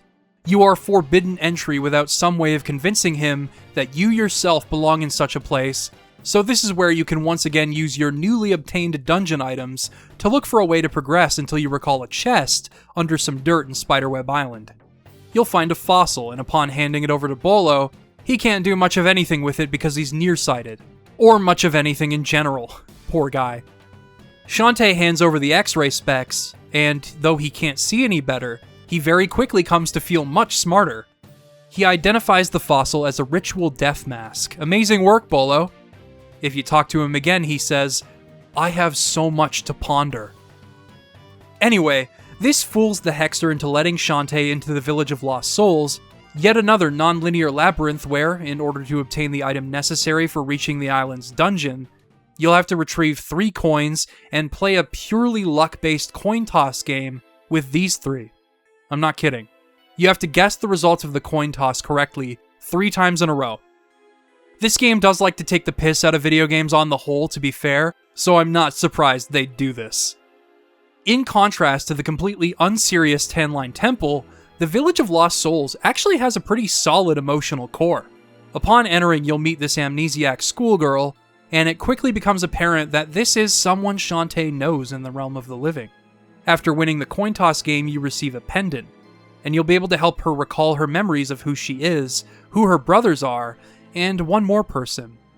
A good friend that she recalls upsetting in every attempt to reach out. She just wants her to know how much their friendship matters to her, and Shantae promises to tell her. This seems to recontextualize Roddy's entire relationship with Shantae, in that she never really means to push her away, and she's not the best at making friends, but she does want to be close with her in spite of that. It's a surprisingly heartfelt moment in the wake of everything else this game does. Additionally, Shantae runs into this beefy warrior guy that is heavily implied to be Shantae's father, continuing a series of teases regarding Shantae's parents. And as you finish the quest here, he apparently beats the stuffing out of the Hexer, or Joker at door, and ensures that the lost souls are free to go. It's a great premise, and ironically, its more serious tone makes for a reprieve from the game's satirical nature. The final island of the game is Frostbite Island, and there are a few things that have to fall into place in order for you to reach the dungeon here. First, you'll need to return Brandon his enchanted blade, which is located in the desert. He doesn't do sand, it gets in the shoes. This results in Bran's son, the most capable man in the galaxy, making a sudden appearance, complete with his famous catchphrase. It is a loving He-Man parody that is honestly not so out of place considering what can happen in these games. Then the girls from Saliva Island report back to the Ammo Baron, who has transformed Scuttletown into Ammo Town, and is looking for his new recruits. The girls, Barracuda Joe, who, if you remember, is dead, and Bolo, who is developing a targeting module in Propeller Town. Propeller Town is pretty cool for its non-linearity and its vertical sections that connect each portion of the level, and it heavily rewards exploration after you clear the island's dungeon and gain Risky's cannon. It also features some fairly familiar music.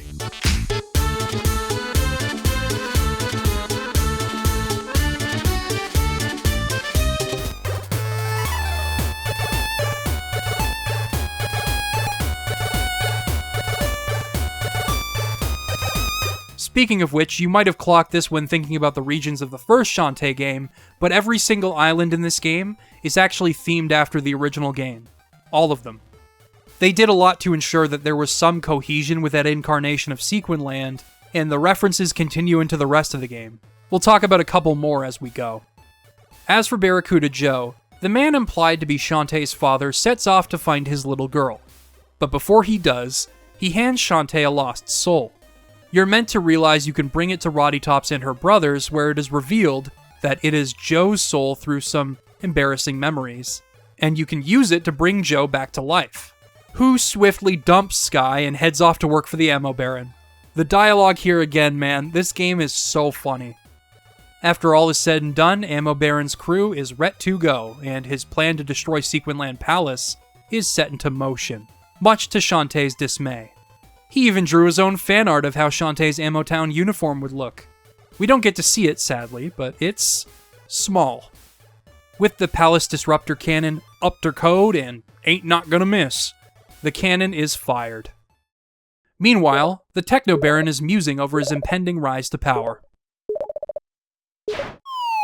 So yeah, Bolo's amazing technical skills ended up leading to the palace being safe from harm, and therein lies the final dungeon. God, I love this game.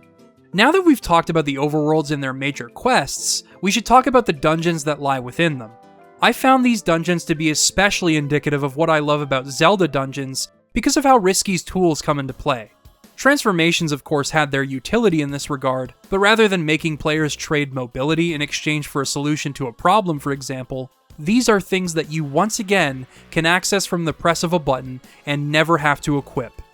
Additionally, though they are puzzle-driven, they are never heavy-handed in this regard, instead hoping to encourage players to look differently at the world around them with their puzzles, and the flow of dungeon progression is dictated primarily by action, platforming, and your own navigation skills, which is why I think Metroid comparisons are easiest to draw. That said, seeing as I fell in love with the series' Zelda parallels, that is why I respect them most of all. On top of that, dungeons also have heart squids hidden throughout, so there's another exciting layer to your exploration here if you so choose. And thankfully, all of them can be found in a single visit if you're diligent enough. I have a lot to say, so let's get into it. The first dungeon, Spittle Maze, is not terribly complicated, but also not entirely straightforward. It has these cages that can carry you between walls, though some of them will fall apart if you attempt to stand in them. The dungeon item here is Risky's pistol, which can fire at distant objects and through small crevices, and this is used to move cages from far away, as well as to easily reach the dungeon boss. This dungeon also begins a trend of having players look for hidden passageways within walls, hiding heart squids and even primary progression routes, with visual cues the player is meant to take notice of. In the older games, you'd be reaching these areas with the monkey transformation, but here, you just have to think about the items you have available to you, as well as Shantae's innate abilities. Next up is Cackle Tower. This dungeon just straight up rocks. At the center of the vertical shaft connecting every room is a generator that requires 3 nodes in order to be activated. You'll have to find keys, keep track of each room with your map, find the nodes, and eventually unearth the dungeon item Risky's hat, which lets you hover while the button is pressed. It is incredible for clearing long distances in platforming, and you can catch updrafts to glide indefinitely or climb upwards, which is something you can use to reach the final areas of the dungeon after the generator is turned on. Also introduced here are these Donkey Kong Country-esque gross mouth cannons that you need to chart yourself to access other portions of the dungeon, sometimes even using them in conjunction with your pistol. This also further builds on the concept of finding hidden areas through walls, something that is used frequently in every dungeon in the game, and featured on your dungeon map at times. The boss, the Empress Spider, encourages you to use your newfound hat to hover over the flames it spits out, as you fight with your items and your wits to hit the boss when it comes down. Overall, the dungeon is remarkably well designed, and its music features a tasteful callback to the labyrinth music of the first game.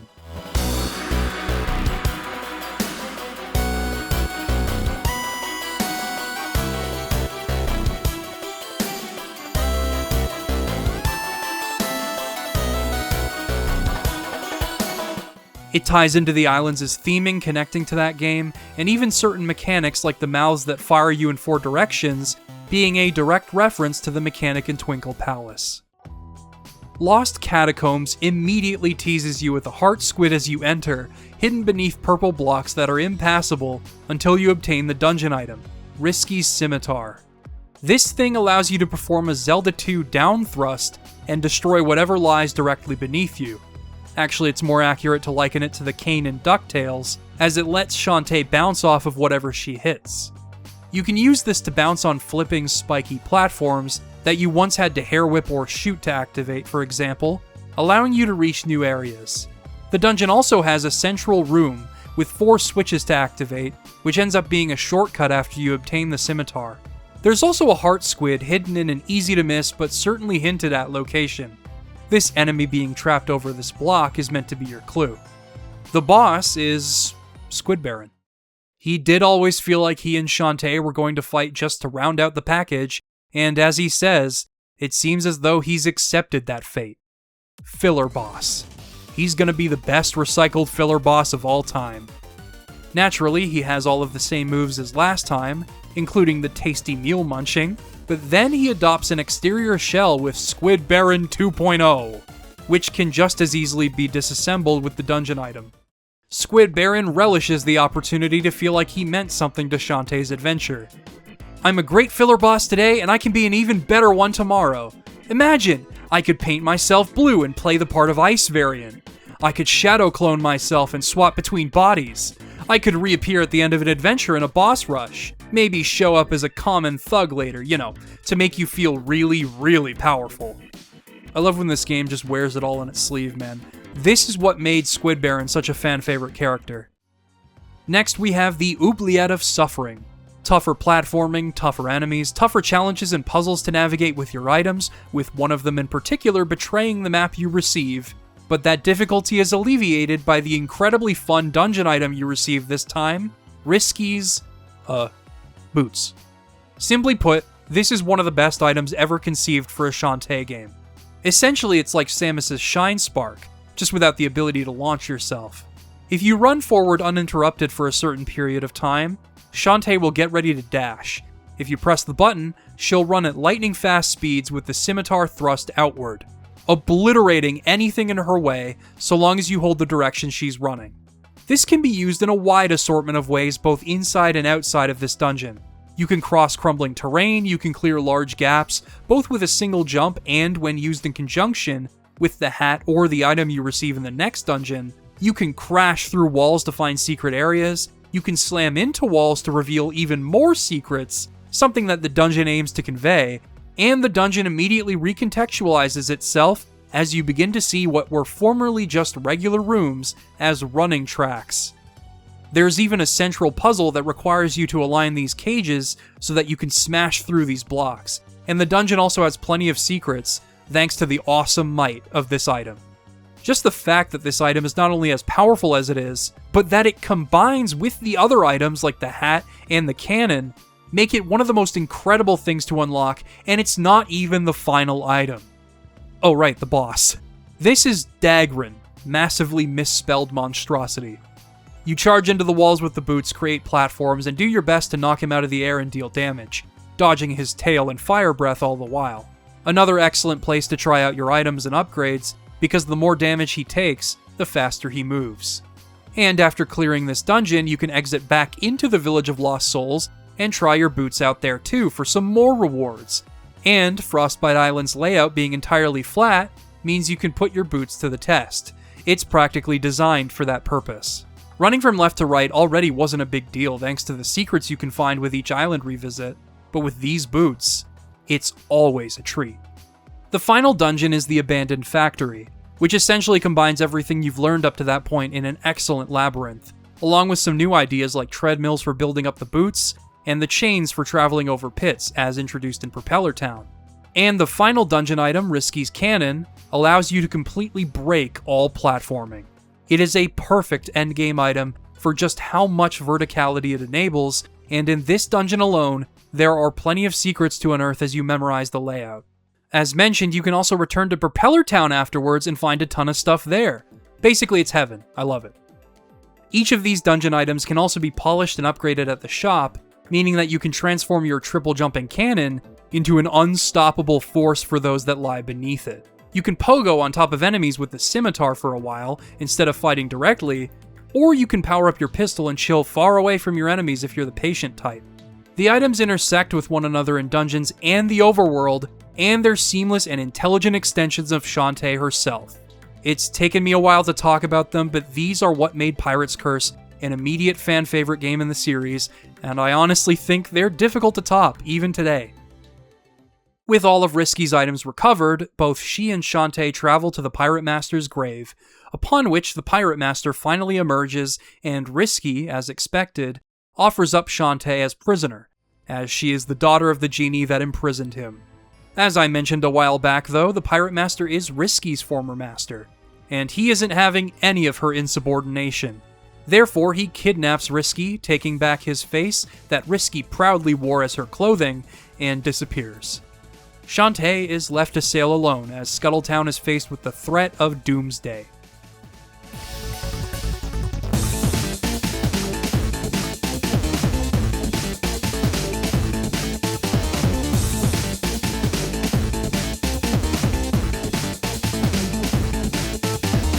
Though the Pirate Master's lair resides atop Sequinland Palace, which you can finally access thanks to the cannon, Risky did order Shantae to gather all of the remaining dark magic and destroy it. You can finish the game without doing this, but it leads to an unsatisfying ending. So it's time to explore all of the islands fully kitted out and see what you can find. If you recall, I mentioned that the flat horizontal layouts of the overworlds led critics at the time to complain of backtracking. And although the game circumvents this through its natural progression, I suppose this is probably where the backtracking complaint can really be felt if you're not using pirate flares, because you're scouring these overworlds for the remaining cacklebats, moving from left to right or right to left. That said, I would argue that this is probably where I was least annoyed by any amount of backtracking, because by this point, you'll have all of your items and you'll be able to break these islands apart and see where every single item lies, which is an amazing feeling. Don't believe me? Do you remember how Frostbite Island is practically designed to be dashed through? There are several instances across every island where you can dash straight through and over terrain to reveal new paths. An aspect of the mechanic that I mentioned is conveyed to you within the Oubliette of Suffering. You might even be able to find a secret and familiar labyrinth if you know where to use the boots. I won't spoil where the entrance is, though. Not only does this make repeat visits a non-issue and a ton of fun, it also ends up being a necessary tactic to utilize if you want to collect all of the dark magic, and if you want to complete the game in under 2 hours for the speedrun end screen. In addition, you'll be able to practically moonjump to wherever you wish to reach thanks to Risky's cannon, something I also mentioned is especially fun to mess with all over the game. Par for the course in a game like this, obviously, but what I mean to say with all of this is that playing as Shantae in this game is so inherently enjoyable, and her abilities are all so intelligently implemented, that the game's structure just feels perfectly conducive to the ideas they've come up with. It just all coalesces into a game that I could personally replay over and over and over again, and that's just what I have done over these past 12 years. Once you feel ready, you can head to the palace and begin your ascent to the Pirate Master. Naturally, this is the hardest part of the game aside from the final boss. Every single idea from across the game returns. Disappearing platforms, updrafts, spiky terrain, using the boots well, gross mouth cannons, using the cannon over perishable blocks, all of that thrown into a blender. Regardless of whether I'm taking my time or doing a speedrun, this part demands precision, memorization, and quick thinking. And I love it. The fight with the Pirate Master is designed to be both a test of your core jumping and hair whipping with Shantae and how he moves, but it also heavily encourages and rewards item usage, as you can probably tell from watching me play. Then, the Pirate Master takes your dungeon items away, but you can still use your other perishable items, much like the final boss in Risky's Revenge. Now you're fighting his true form, which is an utter flex when it comes to detailed pixel art. In fact, I've neglected to say anything about it now, but all of the pixel art, especially the backgrounds created by Chris Drysdale, are gorgeous.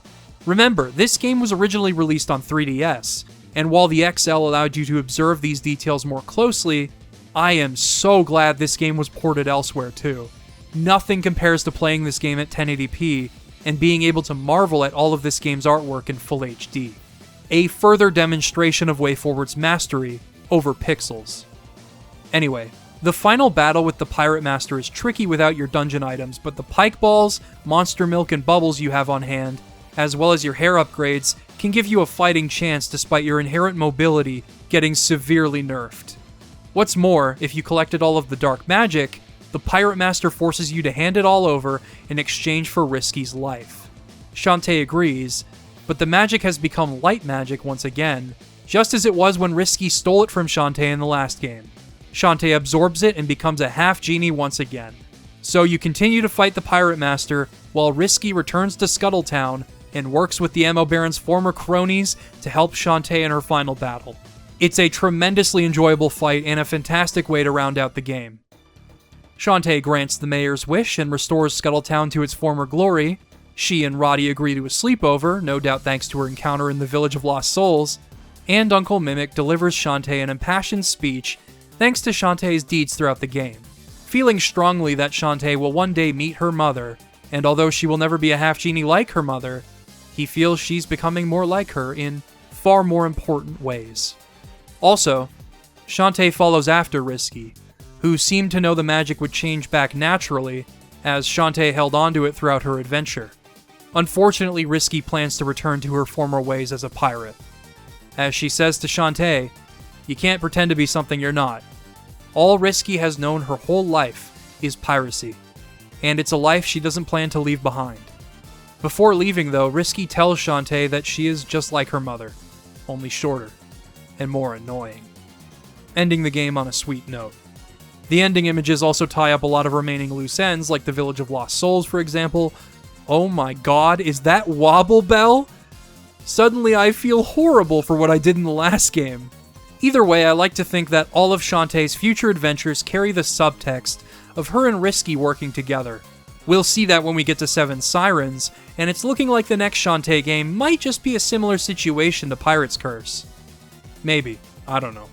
The dynamic between the two of them is still very much hero and villain, but I like to think that Risky does foster some affection for Shantae deep down, even if you have to really reach in there to pull it out of her. Only time will tell, I suppose. Just like only time will tell if Shantae ever meets her mother. Pirate's Curse has a few windscreens, of course. Uncle Mimic even hints at them if you speak to him early on in the game. In order to obtain all of them, you'll likely want to play through the game again in Pirate mode, which gives you all of the dungeon items from the get-go and allows you to blow through levels and sequence break to your heart's content. It is so indescribably gratifying to play through the game like this, considering just how much fun it was to use these abilities in tandem toward the end of the game. And it's why I've come to replay Pirate's Curse so often after all these years. I cannot adequately emphasize just how satisfying it is to play this game well. It's one of very few games that I genuinely think I could learn to speedrun and get a decent time. Not to mention, it has this oversight that makes the boots even more powerful. If you hold the analog stick in one direction and then repeatedly tap the D-pad in the opposite direction, Shantae can charge a dash in place, meaning you can charge virtually anywhere. Oh, this game is so fun. And ultimately, if you're able to complete the game in under 2 hours, or under an hour and a half if you know the game as well as I do, you'll get a swimsuit ending screen just like Risky's Revenge. Wow. I mean, what else can I say? I consider Pirate's Curse a masterpiece. Its design cohesion, its brilliant items and dungeon design, its overworlds and the quests within them, its upgrades and secrets, its hilarious dialogue, pirate mode, and the central dynamic between Shantae and Risky are all emphatically compelling. It is one of the first games that comes to my mind when I think of not just a game designed to be pure fun, but also a game that carries with it the spirit of so many games that I love. It is both a tribute to the games that inspired it and something wholly original, satirical, and gorgeous in its own right. I own this game on 4 different platforms, man. I don't just do that with any game. If you play any game featured in this video, I strongly urge you to play Pirate's Curse. Don't let its items ruin the other games for you, of course, but if you have to choose one game, make it this one. I sincerely hope you fall in love with it like I did. This has been an utter behemoth of a video, but hey, this was my labor of love to the series, just as the games are labors of love themselves. If you liked the Zelda comparisons I laid out in this video, or just want more Zelda from me, I wanted to take this opportunity to mention that 3 episodes of my documentary series Legends of Zelda are available to watch right now. The first episode is about Hidemaru Fujibayashi, the designer behind many Zelda games, and I delve into how Zelda transformed his career. I suppose I can say the reverse is true for me as well.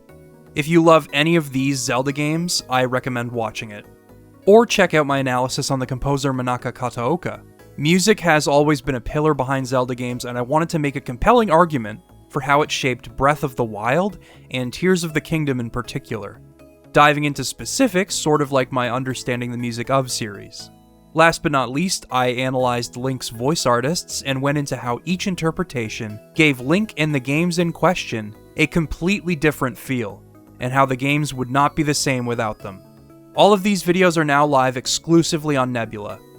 The series is a little passion project of mine that I've written in an effort to shed light on the individual artists that continually bring Zelda to life. Truthfully, Nebula is the reason that series was able to come to fruition at all. With their help, it took just over 3 months to complete all 3 episodes. With each of my primary YouTube videos taking so long to make, I was unable to commit to the series until Nebula offered to edit it. Nebula has been consistently supportive in their initiative to foster a platform for creators by creators, and you can support me directly by subscribing and watching my videos on there. You'll also be able to watch my videos early, as well as other exclusive material from me and many other creators, like Tom Scott's England, exclusive video essays from Jacob Geller, and masterful mimicry from my friend King K, among many others. If you're interested, with my link you can get 50% off of Nebula. It's just $30 a year or $2.50 a month at go.nebula.tv/Liam Triforce. So go watch Legends of Zelda now. At the very least, thank you for your consideration. While Pirate's Curse increased the series' audience and renown, it was actually developed alongside another, much more ambitious Shantae project. Half-Genie Hero would finally realize Matt and Aaron's original vision for Shantae to be a hand-drawn 2D platformer for consoles, provided that it raised enough money on Kickstarter. This was an era where many games were being crowdfunded, although due to several factors and notable misfires, that era has come to an end. Even so, several genuinely great games came about as a result of the platform, and Half-Genie Hero was one of them. The original funding goal was $400,000, and the game ended up raising more than double that goal. 2 chapters that appear in the final game were a direct result of additional funding. The chapter set in the desert, and the chapter set during the Magic Carpet Race, and I honestly could not imagine the game without them. Also, additional funding resulted in bonus modes being added to the game as DLC. A campaign where you play through the game as Risky Boots, a campaign where you swap between Sky, Bolo, and Roddy Tops, and a costume pack where you can play through each of the game's levels with completely different abilities. Jake Kaufman also wrote the game's main theme for the Kickstarter, which featured vocals from Shantae's official voice actress, Christina V. And yeah, to this day, it's still an absolute bop. All of this support resulted in Half-Genie Hero being the Shantae series' first simultaneous multi-platform release in December 2016, initially being released for PC, PS4, Xbox One, Wii U, and PlayStation Vita. But before I talk about anything else, we need to talk about the marvelously realized art style for the game. The character designs and stylized sprites were largely defined by Kristen George and Sean Healy, who went with chibi-esque proportions likely for the sake of gameplay and screen space, and for the sake of the animators tasked with bringing her movements to life. Both of them did character studies in order to solidify the game's art style, and I just want to get this out there, I love Sean Healy's Shantae drawings. The style they settled on for the final game makes sense, but when flipping through this art book, I was immediately entranced by his studies and sketches. It just felt like such an attractive combination of elements from both this game and previous Shantae games, and it's something entirely his own. I don't know. If he's watching this, I just wanted him to know that I love these. Ko would then adapt the characteristics of each character into portraits and key art for the game, complete with modified proportions, much like the difference between sprites and portraits in the previous games, and all of these led to a cohesive style that elegantly balanced both cute and sexy features, an atmosphere that I think permeates the entire series. This is particularly observable in Shantae's utterly stunning character animation this time. Every single gesture and movement is adapted from the sprite-based games into vivid, hand-drawn perfection. Shantae's dance moves, just as they were in the previous games, are enchanting to watch. Her iconic crouching animation is especially cute. We don't really get a lot of hand-drawn games like this as it is, so for Shantae to be depicted in this style, it's a delight. Other characters were also adapted into this style with grace, as were the animal transformations. All of Shantae's transformations this time are adorable. But the monkey in particular deserves to be turned into a marketable plushie and sold en masse. It has the most precious idle animation in the game. I'll talk more about the individual artistic achievements this game makes as we go along, but every frame of this game was lovingly crafted. If you can see what I'm seeing, I'm sure you'd agree, so it'd be redundant for me to talk about it, other than to praise its technical understanding of animation. With Matt being an animator himself, I'm not surprised the game looks as lively and as bouncy as it does. Additionally, the environments for the game were built using the engine WayForward used for DuckTales Remastered. It combines three-dimensional assets with illustrated backgrounds to create depth in each environment. Even beyond the dreamlike, fantastical environments of the previous games, I think they've truly outdone themselves in terms of presentation in every facet of Half-Genie Hero. Sadly, there were far too many artists involved with Half-Genie Hero for me to single out all of them. I'll show some names on screen now. All of these people contributed to solidifying Half-Genie Hero's visual identity, and it is an absolute marvel. It looks as though Matt consolidated all of the love he felt for art that had resonated with him over the course of his life, and turned out an original work that both pays tribute to the things he loves, like the work of Rumiko Takahashi, and it stands on its own as something completely identifiable and distinct. To put it simply, it plays like you're watching a cartoon, and that cartoon leaves a lasting impression for reasons we'll get into. As you can probably surmise from everything I've said and shown you, this game was a culmination of everything Matt wanted to do with Shantae from the beginning. So let's take a look at how the final game turned out. In contrast to the previous games, Half-Genie Hero is more of a self-contained, monster of the week sort of tale, its narrative instead being a vehicle for each level Shantae visits. It is so self-contained, in fact, that Risky's actions are just pure evil, to the point where her goal is to corrupt the entire genie realm, as though nothing happened in the previous game. That might sound disappointing considering how Pirate's Curse ended, but I feel like this decision was made for a couple of reasons. First of all, Pirate's Curse's structure already succeeded in doing this exact thing. Even if certain events here and there built toward the main plot in some regard, the Village of Lost Souls, the girls bathing in viscous saliva, and the Tan Line Temple incident had nothing at all to do with the Pirate Master, and they were all awesome. Secondly, Half-Genie Hero's multi-platform release meant that this would be how many new players were introduced to the series, so having previous plot threads come into play would likely dissuade new players. Despite this, it is confusingly not a full reboot. It's more of a soft reboot. Things that happened in the previous games have an effect on the events of this game, though most players would not be impacted by this fact. The game even pokes fun at the uncertainty regarding its own narrative, so it clearly knows what it's doing here. And yes, the dialogue in this game is just as enjoyable as previous installments. Naturally, I was somewhat disappointed by this decision, as someone who is invested in the narrative arc that ran through the original trilogy, but the games to follow this one do circle back a bit. But I don't want to jump ahead too much. Let's talk about the game. Half-Genie Hero returns the series' gameplay to belly dancing and transforming, and using items on a magic meter. Half-Genie Hero has a lot of transformations for Shantae to play around with. Some unlocked through the natural progression of the game, others entirely optional, and a lot of them have relics that unlock additional moves. They went all out with the transformations this time. The first, naturally, is the monkey, and it functions just as you'd expect, complete with the monkey bullet being its relic. Following that is not the mermaid, but the crab, which functions a bit differently because you can't swim, but you can glide, jump, and squeeze through crevices underwater. You can also pinch at enemies in seaweed with a relic you obtain later on. After that comes the elephant and its relic, the stomp. Then comes a new transformation, the mouse. This is a strange one, and it is purely situational, but in fairness, it is used in a pretty cool way. You see those designs that decorate certain pillars and platforms? With the mouse, you can actually travel through them, and this leads Shantae through some pretty crazy routes, especially when moving platforms are thrown into the mix. The final transformation you obtain from the main chapter is, of course, the harpy, meaning that you get to fly around and look for the rest of your remaining items and upgrades after all is said and done.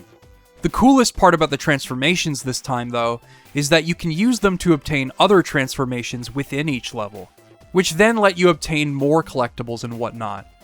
Let me give you an example. The crab also has another relic that allows you to ascend waterfalls, which also works with the other aquatic-based transformation, the mermaid. In order to obtain the mermaid transformation, you have to come back to Mermaid Falls, naturally, and use the elephant to clear a path to a secret area. This gives Shantae complete freedom to swim around underwater as she pleases. If you replay Tassel Town after obtaining the elephant, you can use it in a variety of ways to clear blocks, avoid strong gusts of wind, and clear gaps. But you can also use it to obtain the spider transformation, which is not nearly as situational as it was in the first game because you can climb on ceilings by shooting webs directly upwards, giving an immediate boost to your verticality in stages. The harpy renders it obsolete, but it's great for a while.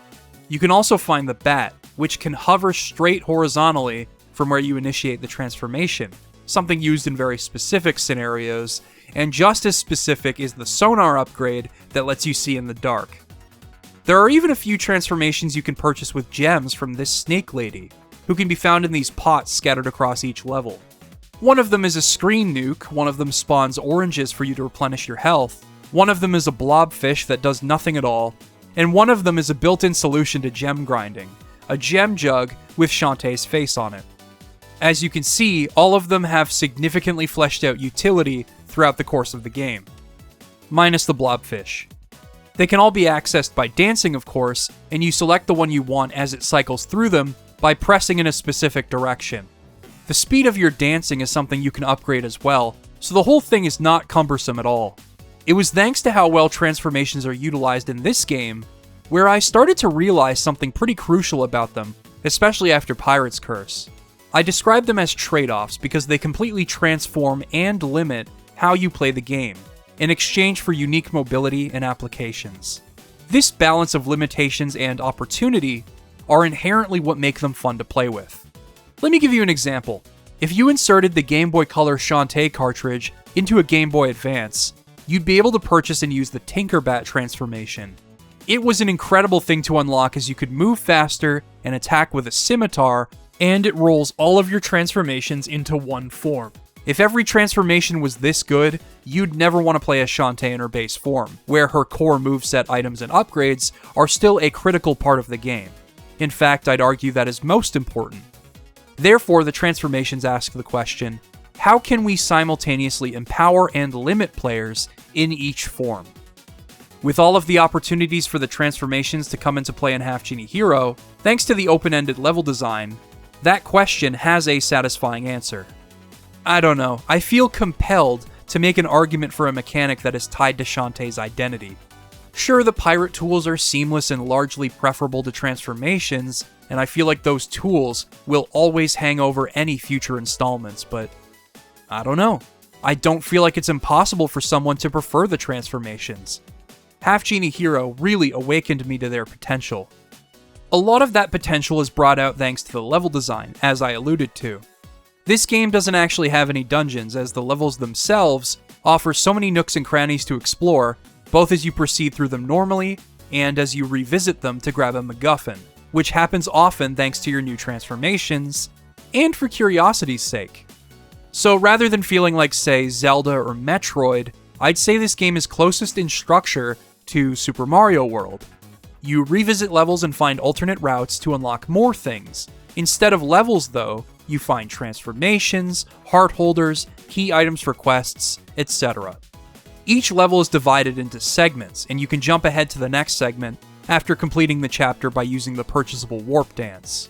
This makes Half-Genie Hero more of a core platformer than its predecessors, one with plenty of level revisits, which I think will disappoint those that loved the design of previous games, but the levels are so much fun to explore, transformations or not, that I didn't particularly mind.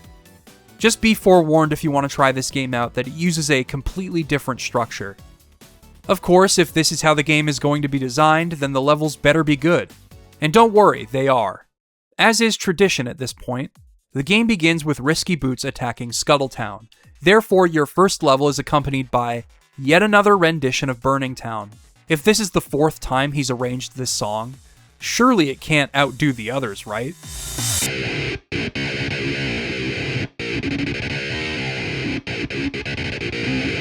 Holy shit.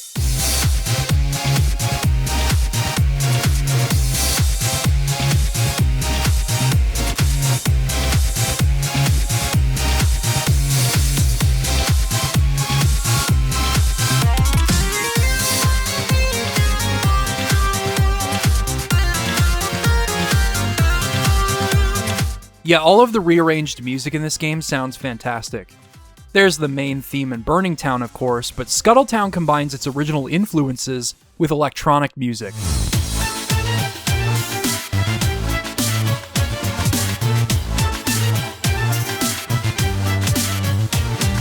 While Sky's theme takes from lo-fi hip-hop and features a saxophone playing the lead melody, that is to die for.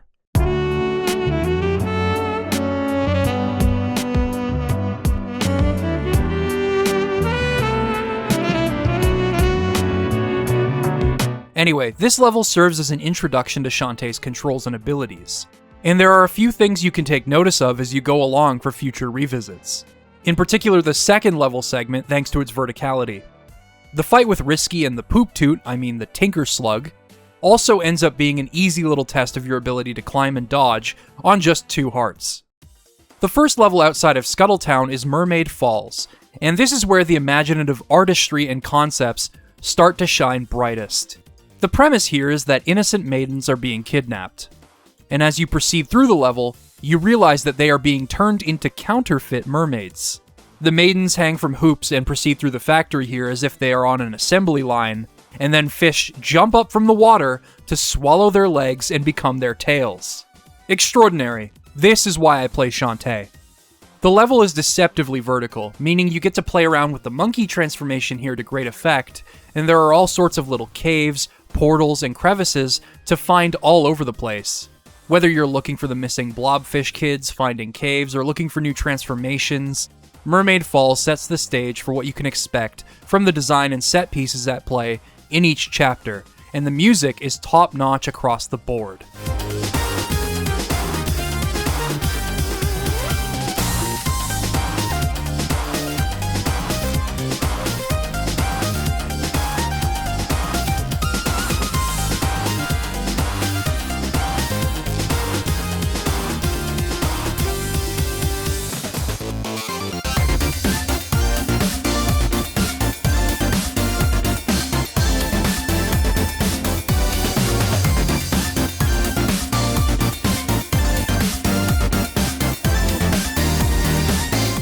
After a slide sequence akin to the minecart segments in Donkey Kong Country, the Mermaid Factory is revealed to be the nefarious work of the Techno Baron, who has not only captured all of the actual mermaids, but also their queen, the Giga Mermaid.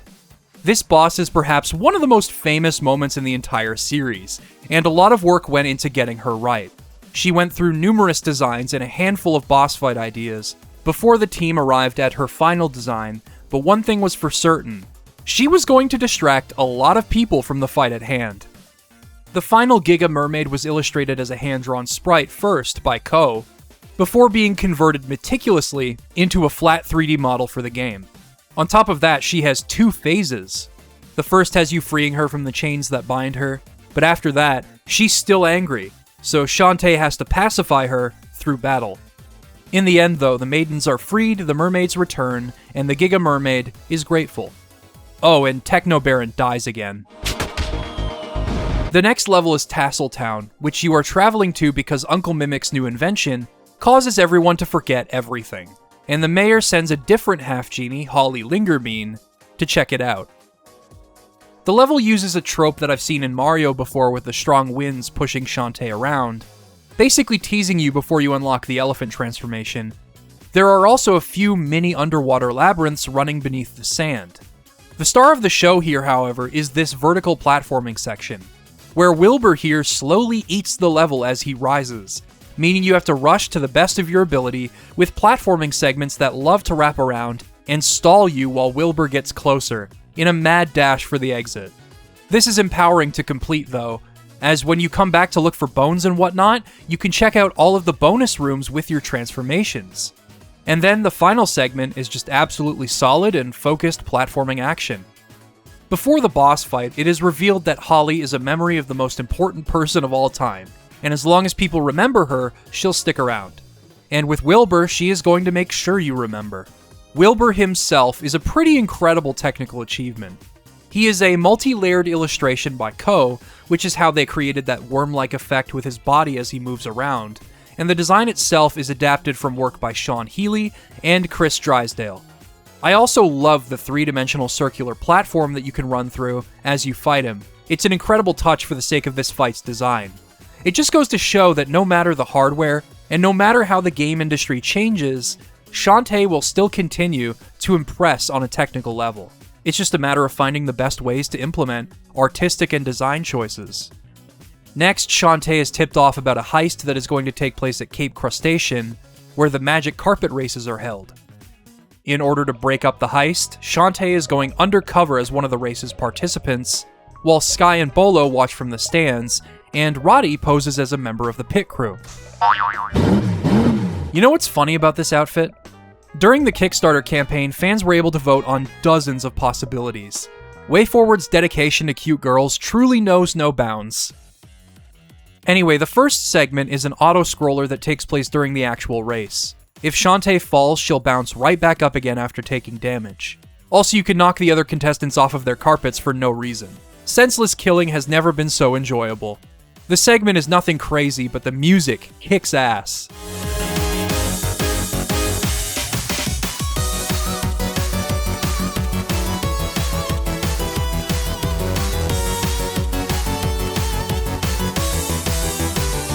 At the end of the line, you'll have a battle with the 2 girls from Saliva Island.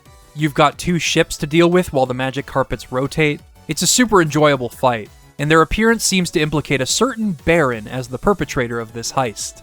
The next segment has you jumping around multiple battleships, and you can enter and exit each ship on each visit to check for upgrades.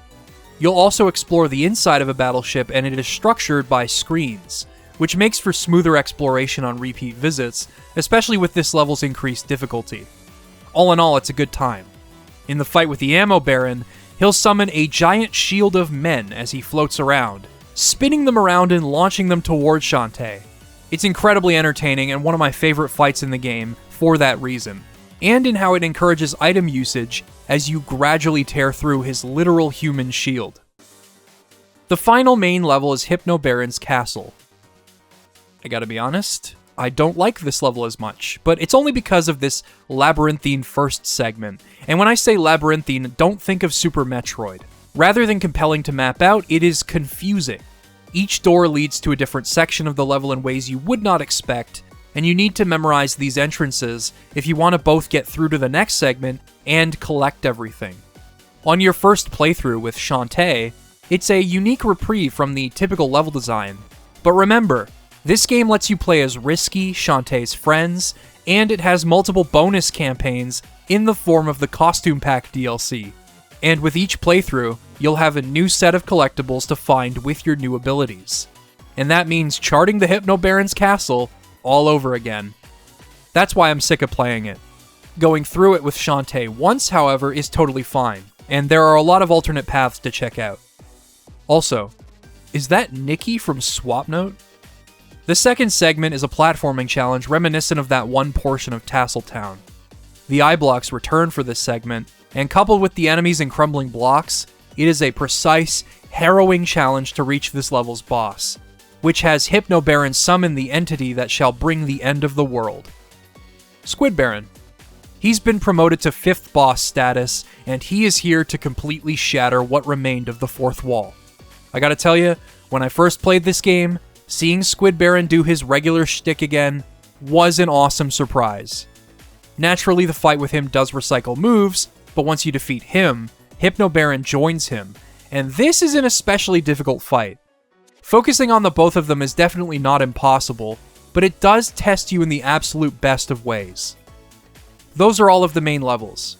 Again, the structure might disappoint some, but it also might interest others, especially fans of games like Super Mario World. And the final endgame quest just gives you a chance to be thorough in your exploration, making the levels feel just as though they were the dungeons of past games, which I also think makes the revisits a non-issue.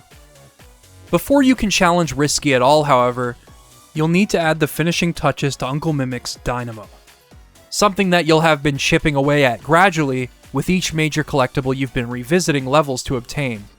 And upon starting it up, it is revealed that Risky swapped the blueprints for the machine, allowing Risky the means to corrupt the entire Genie realm and turning Shantae pure evil. If you look back at the Kickstarter, You might notice that a chapter that featured this inverted version of Shantae was close to being fulfilled, which is why I believe this plot point exists in the first place, even if it didn't lead to a full chapter, though WayForward could correct me on that. Of course, the power of friendship pulls Shantae out of this state, including a moment where Roddy gets to be genuine with her for once. This moment actually hits a little harder in the Friends to the End DLC, which we'll talk about soon. Either way, once you feel ready, it's time to fight Risky Boots once again. Much like the secret passage to Risky's hideout and Risky's revenge, you'll have to turn into a mermaid and take the plunge. Also, much like that game, you'll be able to use the mermaid bubble in a shmup segment, but instead of it being just one little bubble throughout the whole segment, the pesky starfish that liked to cling to Shantae before will instead join together with her mermaid form to fire at the obstacles in her way. Then comes the toughest platforming challenge in Shantae's journey, complete with a harpy section that will seriously test you on your mid-air flight control.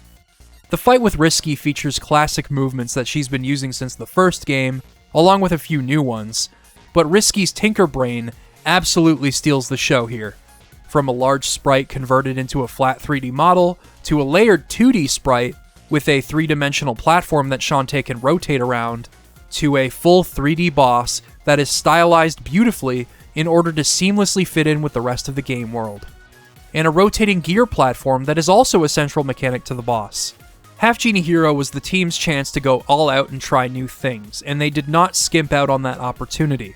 Basically, as Shantae spins this gear in either direction, the bolts on either side of the Tinker Brain will collect energy, giving her a chance to gradually destroy each eye and shut the thing down. Unfortunately, it is too late for the Genie Realm, as their magic has already been corrupted by Risky. Shantae is forced to destroy the Genie Realm so that no one can use its power for evil again. Before we talk about this final phase, let's talk about items. Half-Genie Hero's items are essentially more souped-up versions of the items featured in both Pirate's Curse and Risky's Revenge, just with the pirate flares replaced by a permanent whistle that can summon Wrench whenever you like. The pike balls can be upgraded to 5 spinning scimitars, the fireball can become a flamethrower, etc. The bubble, however, which used to protect Shantae from projectiles, can be upgraded to make her completely invulnerable to all attacks, so long as she has magic in her meter. Further empowering this item is the upgrade you can buy at the shop that lets you cut your magic consumption in half, much like Dancer mode in Risky's Revenge, which means you can stay invincible for even longer. This is already an insane item on its own, but let's talk about something else now. Hidden throughout each level are gallery keys, and there are 10 of them total. Each key allows you to view a new room in the gallery, and you can view concept art, win screens, art contributed by backers, including some concept art that backers actually got to contribute to, like the aforementioned Nikki tribute character, and utter masterpieces such as this. It's a cool bonus, but that's not why I bring it up. If you collect all 10 gallery keys, you will be rewarded with the Magical Tiara, which grants unlimited magic usage, effectively making Shantae completely invincible forever, when used in conjunction with the fully upgraded bubble. Now, the entirety of this fight is already not terribly difficult when you're going for 100%, but the fact that you can render yourself invincible during it is kind of awesome. Anyway, yeah, all you have to do is hit the inverted genies when their shields are down, and time your hits toward the Tinker Brain when you see it opening. If you manage to escape Risky's hideout and you've collected all of Risky's possessions, then you'll receive an ending where it is revealed that Uncle Mimic's magic polarizer actually worked, meaning the Genie Realm is safe and sound, and that Shantae's mother is alive there, having sealed herself away to protect Shantae's world.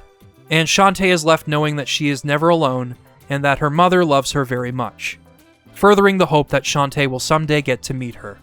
I do kind of wish the game delved more into the Genie Realm, but the team clearly wanted to do something akin to a Saturday morning cartoon with each chapter, so perhaps this wasn't the game for that. Though that is where Shantae's playthrough ends, Half-Genie Hero has by far the most content in the series through its DLC campaigns. These were all included in the Ultimate Edition that was released in 2018, the first being Pirate Queen's Quest, in which you play as the nefarious lady pirate herself, Risky Boots, in a slightly exaggerated version of the game's events. This campaign is entirely non-linear. You can play the levels in any order, obtain each of Risky's items in whichever order you like, collect all of the dark magic along the way to upgrade said items, and find all of the hidden genie crystals in order to beat the game. Even if you know a later level is going to be a greater challenge, getting an early cannon jump is quite enticing. For those of you that missed the feeling that the first 3 games elicited, and you want something that gives you more freedom, Pirate Queen's Quest accomplishes that and then some. Plus, if you liked Pirate's Curse's items, then I have very good news for you about this campaign. Your items are the Pirate Hat, which functions identically to Pirate's Curse, the Grappling Hook, which functions like this game's Spider transformation, the Kraken Ball, which lets you move freely underwater, the Bomb Shot, which is like Risky's pistol, but more explosive and destructive, and finally, the Cannon Jump, which is exactly as it was in Pirate's Curse 2. The levels are tweaked to accommodate for Risky, giving each of these items a surprising amount of utility, and when you revisit levels, you can select the area you want to visit directly from the map, which is probably how the main game should have handled it too, now that I think about it. It's obviously much shorter than the main campaign due to the lack of quests that have you go back into specific levels, but had I not played the main game, I would have been thoroughly convinced that this was a Risky Boots spin-off game. It's an excellent way to replay these levels, and the structure of the game allows for so much more experimentation. Even if you want to follow a speedrun route in order to do everything optimally, you still might want to prioritize certain items that you personally find ideal and more enjoyable. That said, they do troll you sometimes because they know you'll have to replay certain levels again for 100% completion. At the very end of Hypnobaron's castle, they intentionally place some dark magic that can only be reached with the cannon, which is the item you get after beating that level's boss, which is through the door in front of you. No matter what, you have to run through this area again.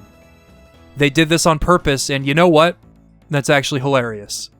I'm also a big fan of the way the hub is handled, with the Tinkerbats handling all of the work, like handing Risky new gear, saving the game, and pulling up the map, while Risky relaxes in her tub, mercilessly scolds her Tinkerbats, and contemplates world domination.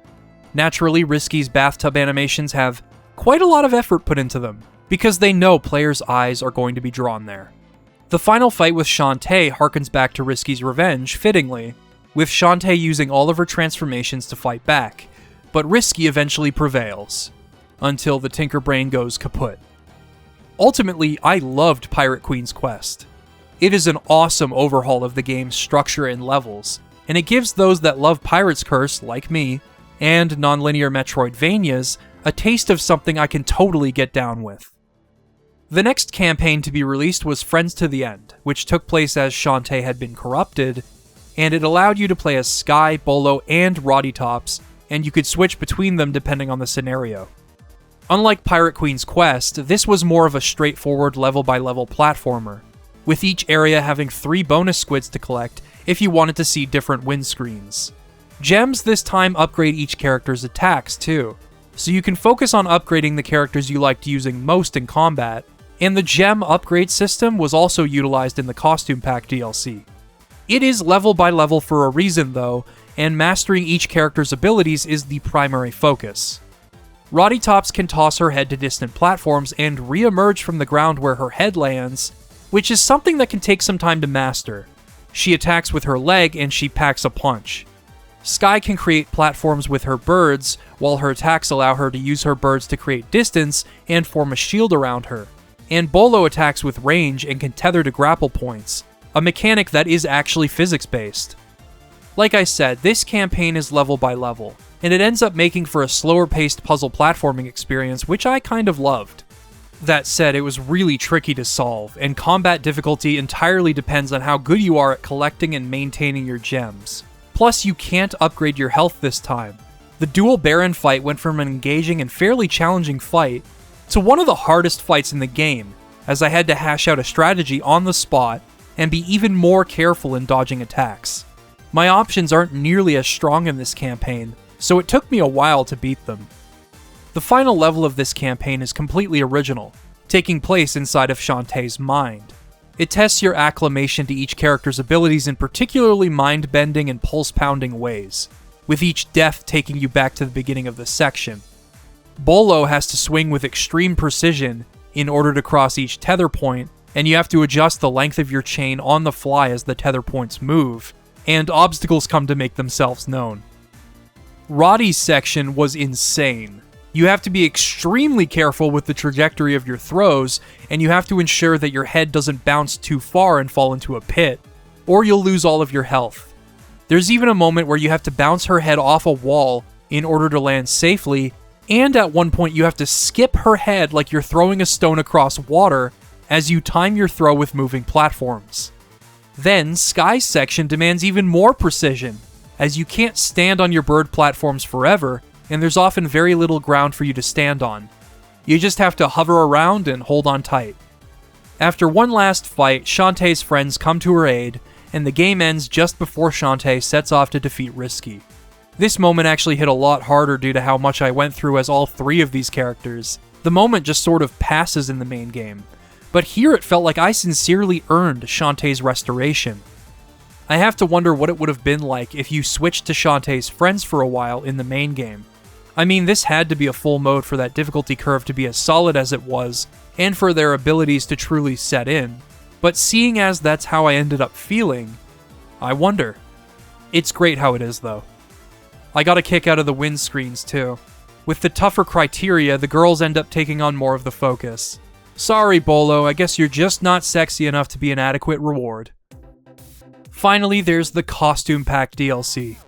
As I mentioned, these follow the same structure as Friends to the End, level by level and collectible squids. The Ninja campaign transforms the game into Ninja Gaiden, and you have a wall jump and a vanishing dash to master. Despite beating this campaign remaining one of the hardest things I've ever accomplished in a Shantae game, it was also simultaneously one of the most rewarding, much like the games it takes inspiration from. Patience is a virtue here. Officer mode was awesome. Full disclosure, I am a massive fan of WayForward's Mighty Switch Force series, so I might be a bit biased.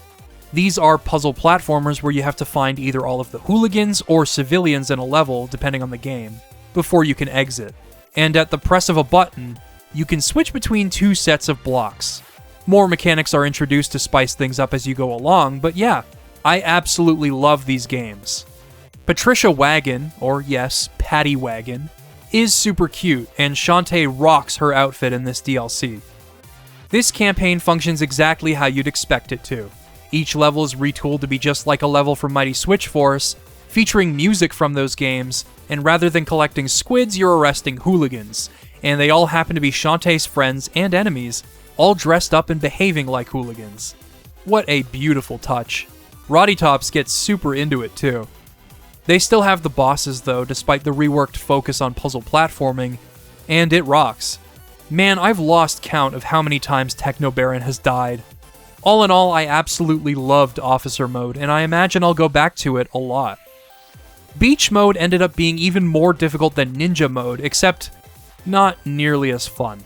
The core concept here is that Shantae needs to constantly be looking for sunscreen or water to protect herself from the heat, the sun.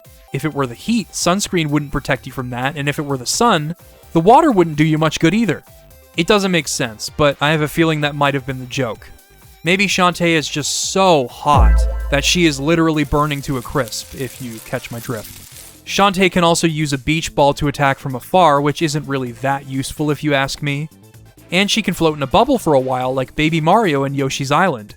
At least until you touch something. Ultimately, in the more difficult levels, you are going to be left without a means of cooling off for long stretches, and it makes for something that feels less like risk versus reward, and more like a cumbersome hindrance. Coupled with how limited Shantae is here, I did not enjoy this mode very much. Jammy's mode had similar abilities to Beach mode with the Cloud, except the Cloud is far more lenient because nothing can interrupt nap time. Your sheep are also far more powerful and devastating when maxed out than the beach ball could ever hope to be, and holy crap, Shantae's pillow must be filled with lead, because it deals a ton of damage at max level. At least I thought it was filled with lead, but no, it's filled with Roddy Tops. This ended up being my second favorite costume pack mode, right below Officer mode. Also, look at how cute that victory animation is. So as you can see, Half-Genie Hero is a massive game, and it offers a lot of replayability in each mode, in case you want to go for alternate win screens and challenge yourself. It's hard to reflect on just Shantae's campaign in that regard, because Half-Genie Hero is so much more than just that. Of course, I didn't feel like it was perfect.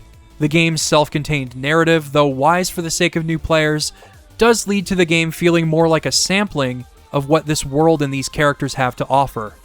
And the game's structure is a little awkward despite its levels accommodating for exploration. The fact that you're revisiting level segments to obtain new things is honestly not that far of a step beyond what Pirate's Curse did with its islands, though.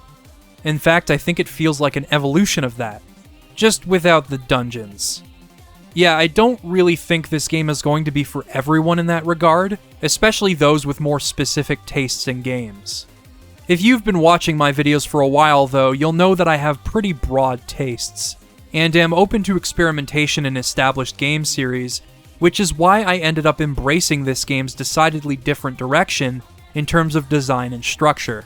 It's certainly not a game that I will replay as much as Pirate's Curse, or even Risky's Revenge, but it also has so much to offer, with such wildly different takes on the same levels that end up working surprisingly well. So even if one game mode doesn't appeal to you, it is likely that another will. On top of that, everything that is featured in this game, the main chapters, the bonus modes, the game's sense of style, everything, is all a direct result of support from Shantae fans, and that passion was paid back in full by the team developing the game. Despite anyone's issues with the game, I believe the love, artistry, and thought that went into creating this game is observable throughout, and Half-Genie Hero's success ensured that Shantae would endure as an indie icon for years to come.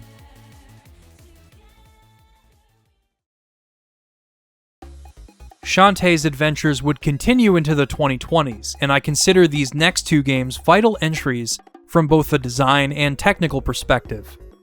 Under a year after Half-Genie Hero Definitive Edition launched, the next Shantae game was revealed as Shantae 5, and soon after, WayForward released the game's intro animation on YouTube, which was created by Trigger of all people, and it has the hallmarks of their style with impactful movement and posing. Matt penciled a rough animatic himself for the intro, and Trigger brought it to life from there. In the final game, it really feels as though the intro accompanies a cool PS2 game you found at Blockbuster. A labor of love, just like the rest of the series. I love the way Trigger decided to draw each character, too. On that note, this game actually features animated cutscenes, produced by Aaron Bozon as a collaboration with multiple artists and animators, including Matt and Aaron's daughter Bryn. Basically, the whole family is involved with this series. A labor of love indeed.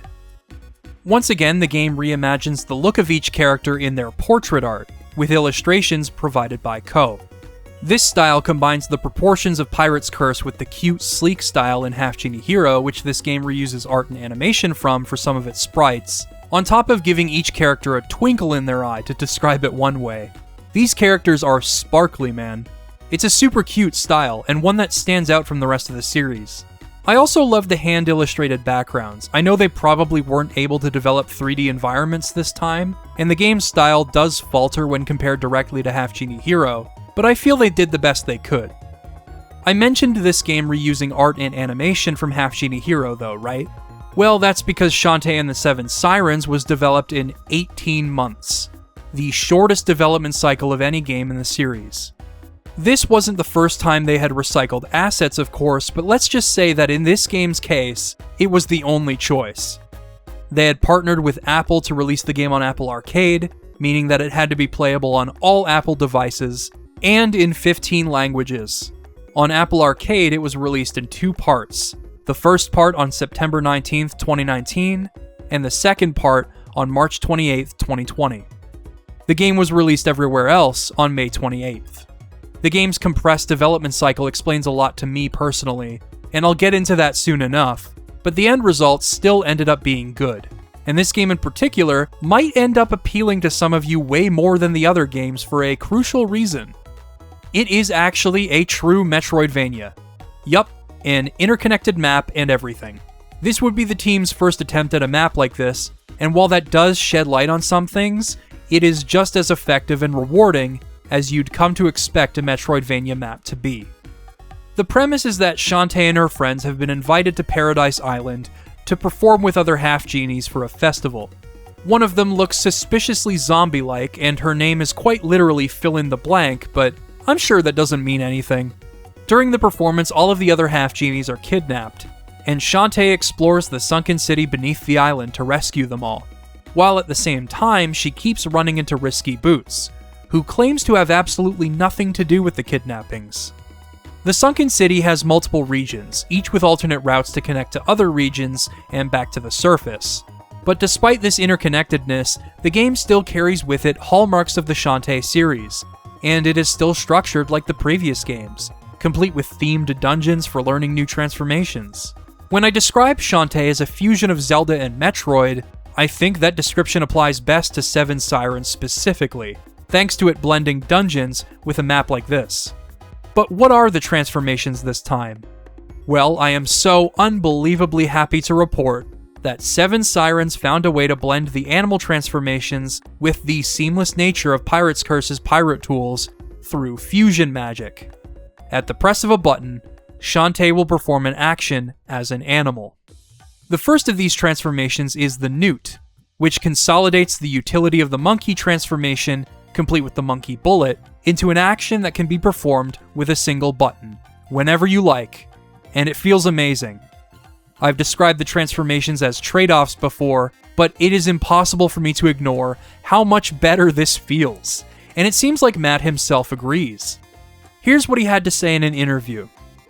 The game is based around the new playstyle, which was something I've been working on since the completion of the original Shantae in 2001. I wanted to build instant transformations into her moveset. We felt like Pirate's Curse did it even better. However, that game didn't use the usual Shantae animal transformations, and almost played like a whole new character. Half-Genie Hero was meant to invite new players with brand basics, like monkey and elephant transformations. With this new game, Seven Sirens, we wanted to experiment with the moveset and try decoupling it from her signature dancing completely. The idea of her being in a new location with new aquatic-themed enemies and transformations, new characters, and fewer of the familiar Shantae tropes was meant to help inform players that this would be a very different experience from before. This further reinforces my opinion on Half-Genie Hero being intended as an entry point for new players, but also, this is exactly the kind of thing that I love to see when it comes to making sequels. You listen to what players love and what players want, but you still make something that they won't see coming. Something that you yourself are confident in, and something that stands on its own. It's one of the many things I love about the Zelda series, despite it also creating a cycle with people that come to expect more of the same. Let's expand on this fusion magic though. The next fusion, the Gastro Drill, allows you to burrow into patches of dirt, kind of like the Drill Wisp in Sonic Colors. Following that, you can earn the Tortoise Fusion, which is just the elephant but better. You can stomp and break blocks just as you could in the previous games, but the manner in which you break these blocks is not through a simple charge, but instead a high-speed dash as you spin on the spines of your shell. This makes moving around the island and sunken city a breeze, and it decimates anything in its path. It feels exhilarating. Next, you earn not the mermaid or the crab, but the frog fusion, which lets you swim around underwater as you'd expect, and fit through crevices like the crab did, combining elements of both transformations into one frog. Finally, you get the Octo Fusion, which functions just like the cannon jump from Pirate's Curse, except you transform into a cute little octopus. As is tradition with these transformations, Shantae's features shine through in each animal, and they are absolutely adorable. But where does that leave Shantae's dancing? Well, they still found a way to implement it. With each Half-Genie Shantae saves, she learns to combine her magic with theirs and transform into something new, each having huge effects. The Seer Dance allows you to reveal hidden paths, invisible enemies, and more, and it is an essential tool in both certain dungeons and areas, and in scouring the game world for 100%. There is typically some indication that something is there though, it's not like you have to use the dance on every screen.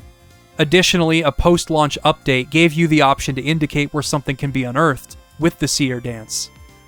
The Refresh Dance allows Shantae to heal by spending magic, and it can restore dead things to life, including dead people, as seen here. The Spark Dance powers machines with electricity, while the Quake Dance is a screen nuke that can also open pathways and unearth treasure, something that becomes necessary when looking for gold nuggets. So yeah, the fusions and dances introduced in this game are not only awesome, but they offer a wide assortment of applications. Shantae's arsenal this time is fantastic. No notes. It feels like a culmination of everything the team has done over the course of this series' life. Not only do the animal transformations stack and intersect as the dungeons go on, but the dances play a part in problem solving as well. And there are 3 heart squids to be found in each dungeon. Yeah, the heart squids make their triumphant return from Pirate's Curse, and I am very happy about that.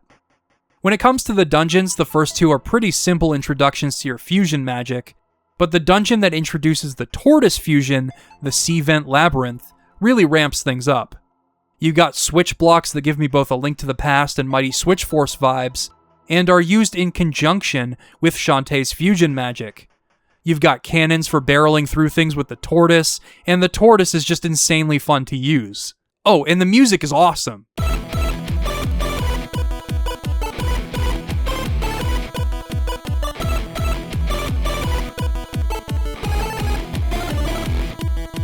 This would be the first Shantae game to not feature composer Jake Kaufman.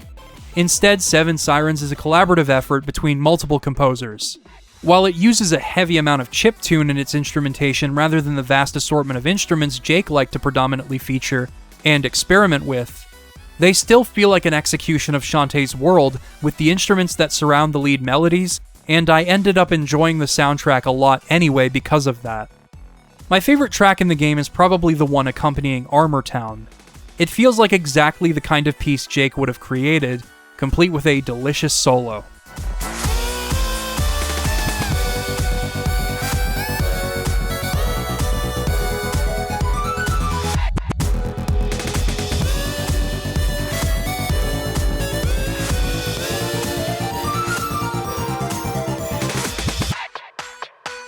Anyway, beyond the Sea Vent, the dungeons continue to build on and use every fusion and every dance you've learned, before the last real dungeon ends up being a timed enemy gauntlet a la Risky's Revenge, except you still get a new transformation here after clearing it, and you can explore what remains to your heart's content.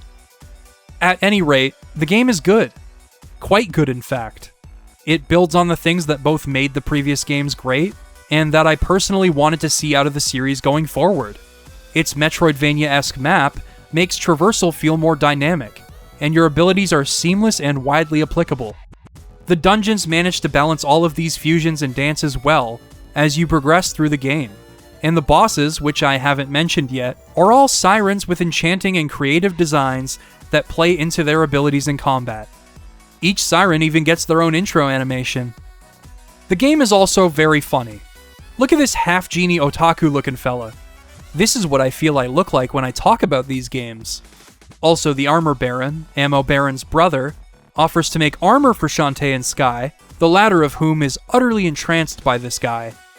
And, have you guys ever played Dragon Quest III? You should. It's a great game. That's all I'm saying. The Armor Baron promises these suits will keep the girls in mint condition, and he's not wrong. They can't move an inch in that armor, and he packages the girls for a collector that's coming by, who takes them to his man cave. Of course it's this guy. This scene is great. Check out his collection. Don't call them dolls, though. They are articulated works of art suitable for display. Of course, he plans on pawning these off to fund his game. Initially, I was going to write a bit about Squid Baron as a recurring character and how I worry he will be flanderized as the games go on. You know how in Risky's Revenge he was a bit geeky, and in Pirate's Curse he was searching for meaning in his life as a filler boss and recurring enemy? I was worried that as the series progresses, they would continue to exacerbate those attributes, which is what we're seeing here in his man cave, but the more I wrote about this, the more I realized how fucking stupid that sounded, and that if I was being fully serious, I would end up as a character that Matt would use satirically in one of his games. Hey, there's still time for me to get even more pretentious. Also, this is all disregarding the fact that the scene was really funny. But yeah, Seven Sirens is a good time. At least that's how I felt when I first played it 6 years ago. But even then, something was off about it. Check out my first save file. I didn't even get 100% when the game first came out. For a Shantae game, that is so unlike me. So then, why? What happened? Well, I think I figured it out. Perhaps the mechanic most distinct from the rest of the Shantae series is the monster card system, which functions similarly to the tactical soul system in Castlevania Aria of Sorrow.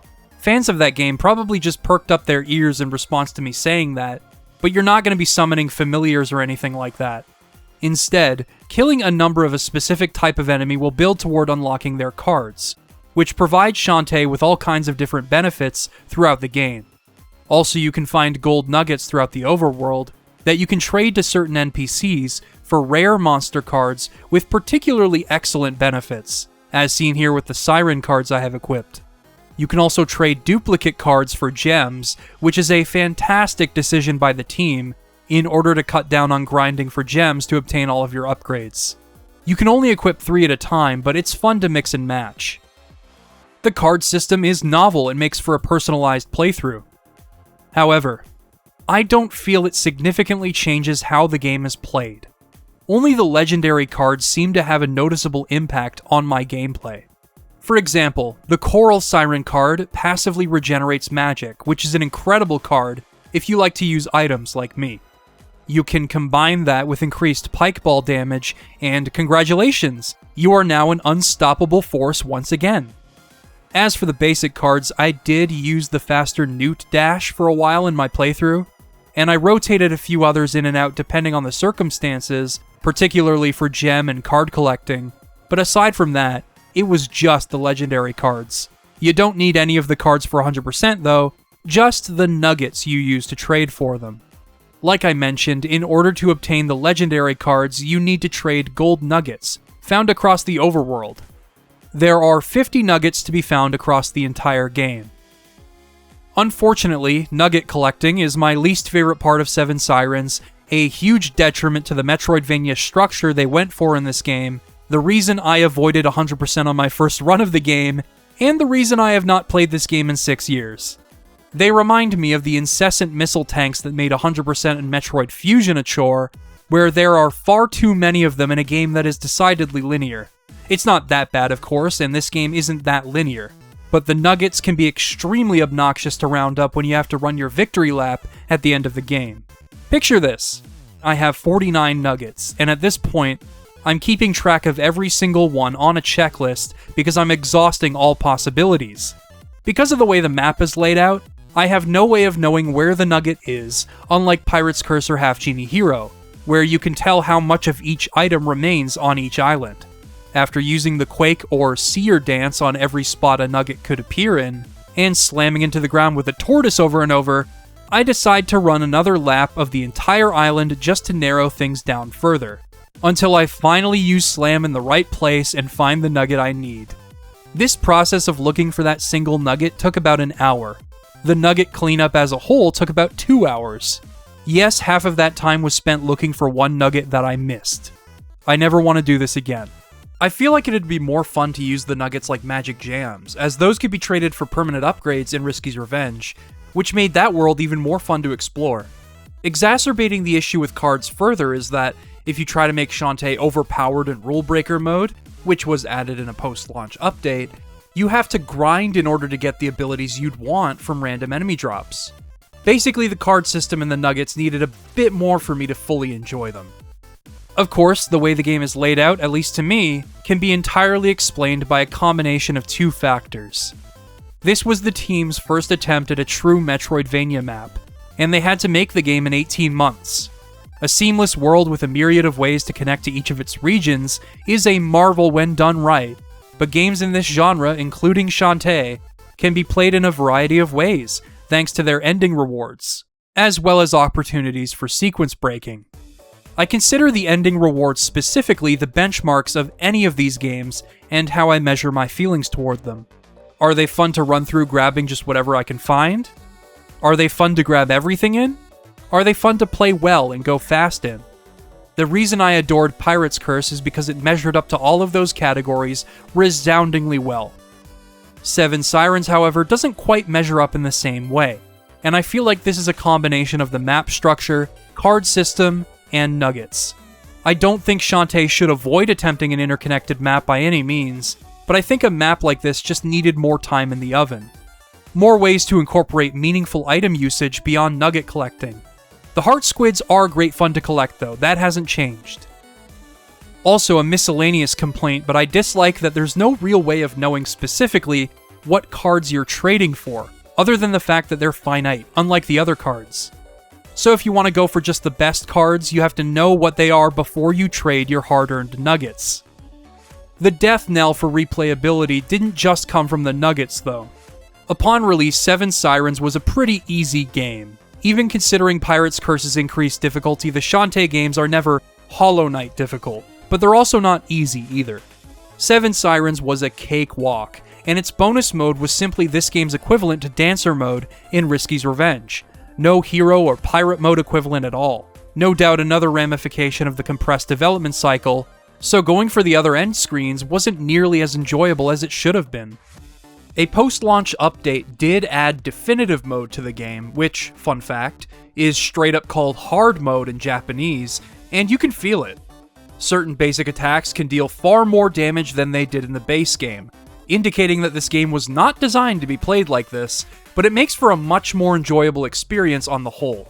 The other modes, as I've said, aren't as enjoyable as they could have been for me because I don't love the card system.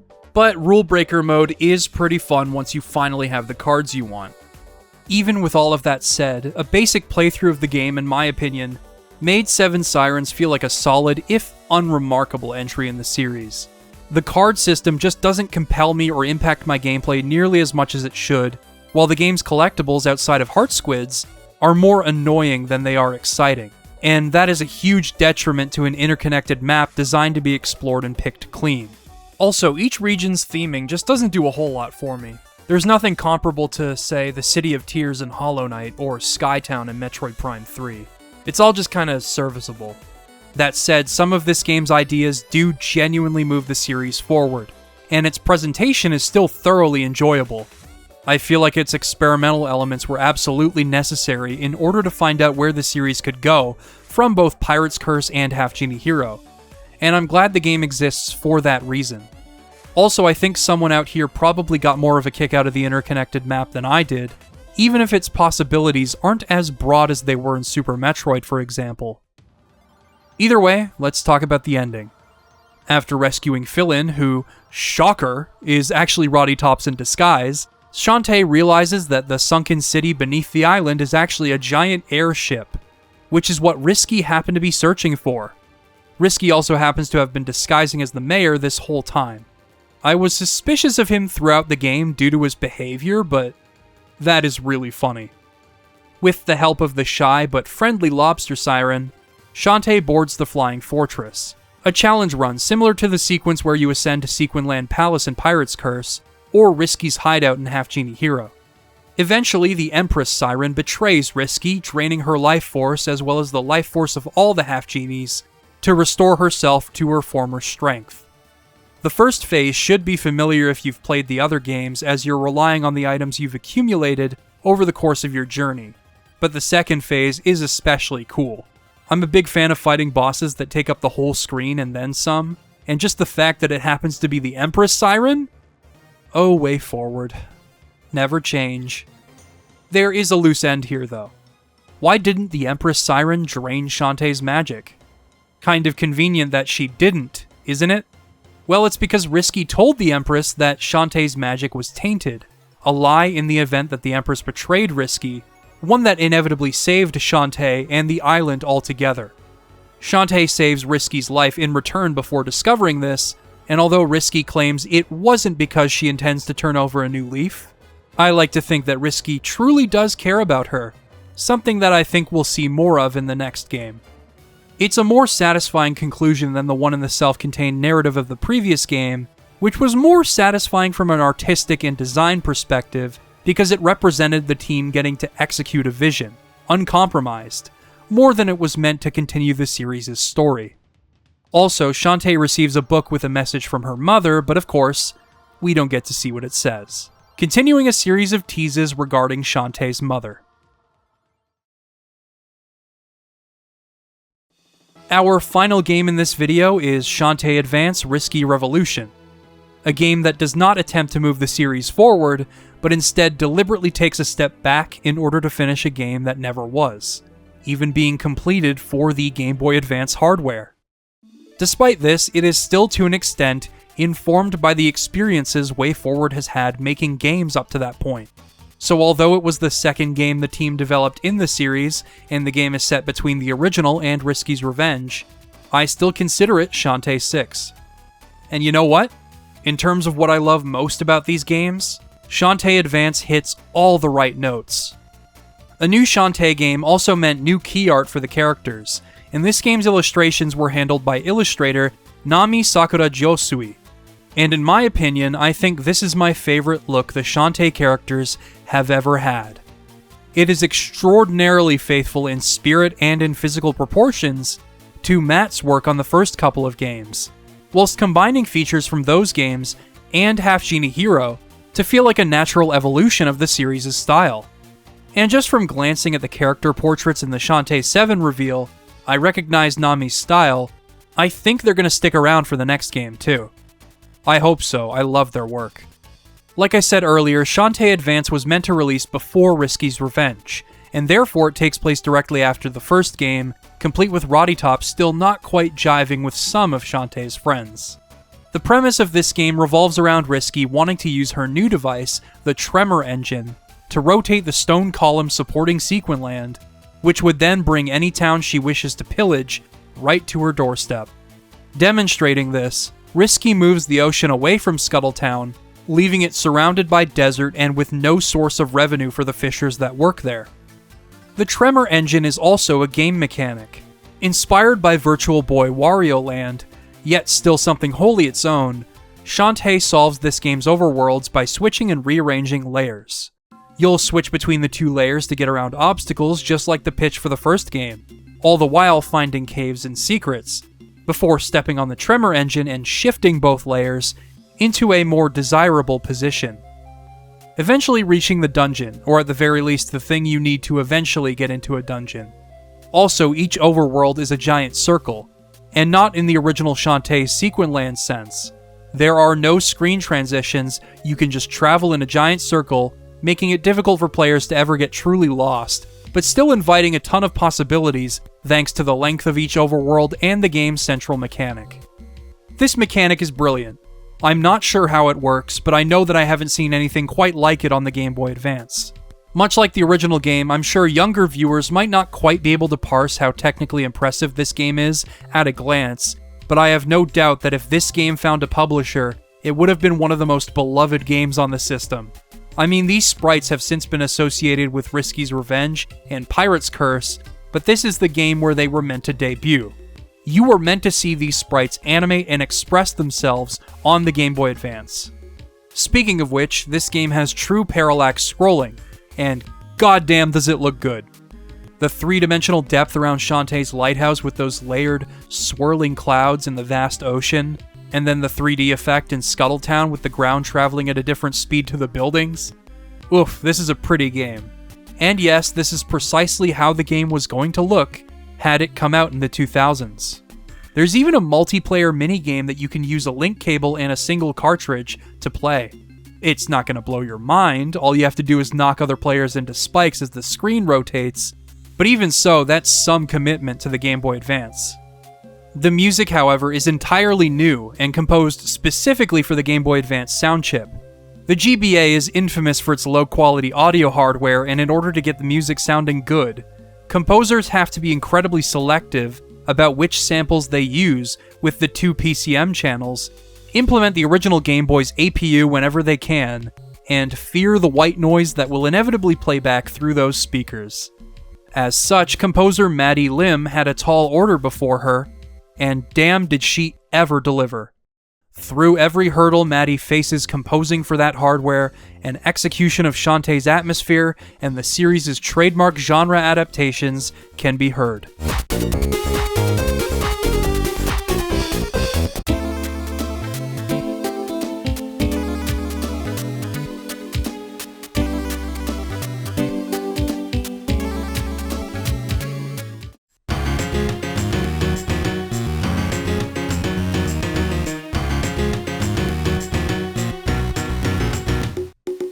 My favorite piece of music in the game, though, is in Naga Cliffs.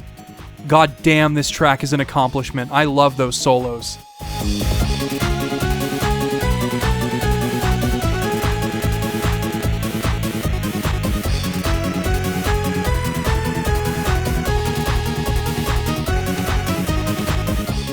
Anyway, moving on from the technical stuff, the dungeons. First of all, when I first played this game, I figured the dungeons were built from everything they had learned. But then I checked out the demo version of Shantae Advance, and in disbelief, I realized that this first dungeon's design was kept entirely intact in the final product 20 years later, which kind of blows my mind. The best thing about this game, however, is its ability to create a steady progression in ideas and challenge as you go through each chapter. Let's use Orc Orchard and its dungeon as an example. You'll have to explore a miniature labyrinth that introduces concepts you'll be seeing in the dungeon, like using these bombs to blow away blocks, and you'll earn the crab transformation here too. Then you enter the main dungeon and it fleshes out those two concepts. Bombs continue to be used in engaging ways, and eventually you'll have to light their fuse manually using fire, either with the environment or your magic items. Eventually you get the monkey transformation, and then all of those elements are rolled into the dungeon boss, as seen here, since you have to use the monkey to retrieve a bomb. This kind of thing defines the progression for each of the 3 dungeons in this game. It is all once again an example of Shantae understanding what design cohesion does for a good Zelda game, but also, each dungeon has a couple of moving parts you have to keep track of. You're not just collecting keys. In order to find the dungeon's transformation, you need to find a charm and make a wish at a fountain, featuring yet another sprite that would eventually make its way into Risky's Revenge. Then, each dungeon also has a boss key, in the form of a wing nut that you have to screw in. So you're looking for 2 important items, in addition to gradually unraveling the layout with small keys and memorization. Frankly, these are some of my favorite dungeons in the entire series. I don't think the second uses the elephant as much as it probably could have, instead opting for the spider, but it's still good. And then the final dungeon is perplexing in just the right ways, with its multiple vertical shafts and labeled floors, and you get the harpy in this one, conquering this place's verticality once and for all, after the dungeon rolled everything you've learned into its problem solving and pathfinding. I don't know, man, this game has a lot of what I want out of a Shantae game, even if it goes back to the original method of transforming, which is totally fine in the context of this game's design. Initially, I was going to say that I know this is not technically what the game would have turned out like on the whole, because it has been informed by every game they've made since, but now that I know the first dungeon was going to function identically in the original version of the game, who's to say? Okay, I guess one thing has changed. You see how this enemy chows down on Shantae if it gets a hold of her? It used to spank her in the demo. Yep, this is real. Several items that have been lost since the first Shantae game have returned in this one, and they all revolve around a magic meter, which is lovely. They even introduced other upgrades here that would appear in the other games, like the attract and hair upgrades. Also, the shop works slightly differently in this game. If you talk to this girl here upon starting a new game, she'll say, "I wish the shop was open, but the man who worked there got eaten by monsters." True to her word, the sign says, "Out of business because I got eaten." In his place, Roddy Tops takes over and sells items all over the place and within dungeons, allowing you to refill your potions before the boss and buy upgrades at multiple points across the game world. What an amazing change. And yes, this game is still just as funny as the others. There's the wolves hunting down vaporware, shovelware, and shareware in each chapter, Bolo's kid brother that Shantae mercilessly steals from, to which the game feels the need to remind her of how awful she is for doing so, and the quests surrounding each major dungeon will take you through some memorable arcs. First of all, there's a field trip going on at Museum Town, but Risky's Tremor engine has caused a giant statue of a woman to appear atop the museum, not that the curator would know anything about that. More than anything though, the dialogue from the kids here is perfect. They speak exactly how my little cousins used to speak. Take for instance this one here. "I have a sister, and she's my big sister, and one time, my mom and my sister, they told me not to feed the dog, but I fed the dog, and the dog got fed 2 times. Great story, kid." I also love how this next kid ends every sentence like it's a question. Anyway, in order to free the fair maidens of Lava Town, You'll have to complete the dungeon and come back with the elephant transformation. They'll give you what you need, and then you can have Bolo fix up the engine, shift things back to their rightful place, and the maidens will purify their minds and bodies in a hot lava bath. They're skin snatchers. You should leave. The museum itself is a treat to explore, by the way. From Sequinland's natural history collection. Intriguing, beautiful, terrifying. These massive lumbering beasts once ruled over the land. And then the clowns came. I'm bored. All this art stuff is useless. At least until it invokes meaning to or evokes meaning from the viewer, I guess. I eat boogers. Then there's the Bug-Kini squad waiting for their children to hatch. These mucus mommies, as Sky calls them, are disgusting. And yet, for some reason, I can't seem to take my eyes off of them. Anyway, after you clear all of the dungeons, you'll have rounded up all of the relic hunters, including a girl that is pretending to be one of them, and she has a criminally low amount of fan art. Yeah, I'm trying to will that into existence. I love this character. Shantae can go on to thwart Risky's plans from here, just as she always does. You know the drill. The final boss plays with the central mechanic of the game and revisits the other bosses all the while. Shantae makes a wish to the Sultana of Sequinland, who happens to be home this time, and honors her uncle and the other relic hunters with the return of the Relic Hunter Expo. 100% in this game doesn't have a lot for you to stress about other than the heart holders, which I had minimal trouble finding by myself, but they were intensely rewarding all the same, as well as the items you can purchase at the shop, but the secret squids are an interesting case.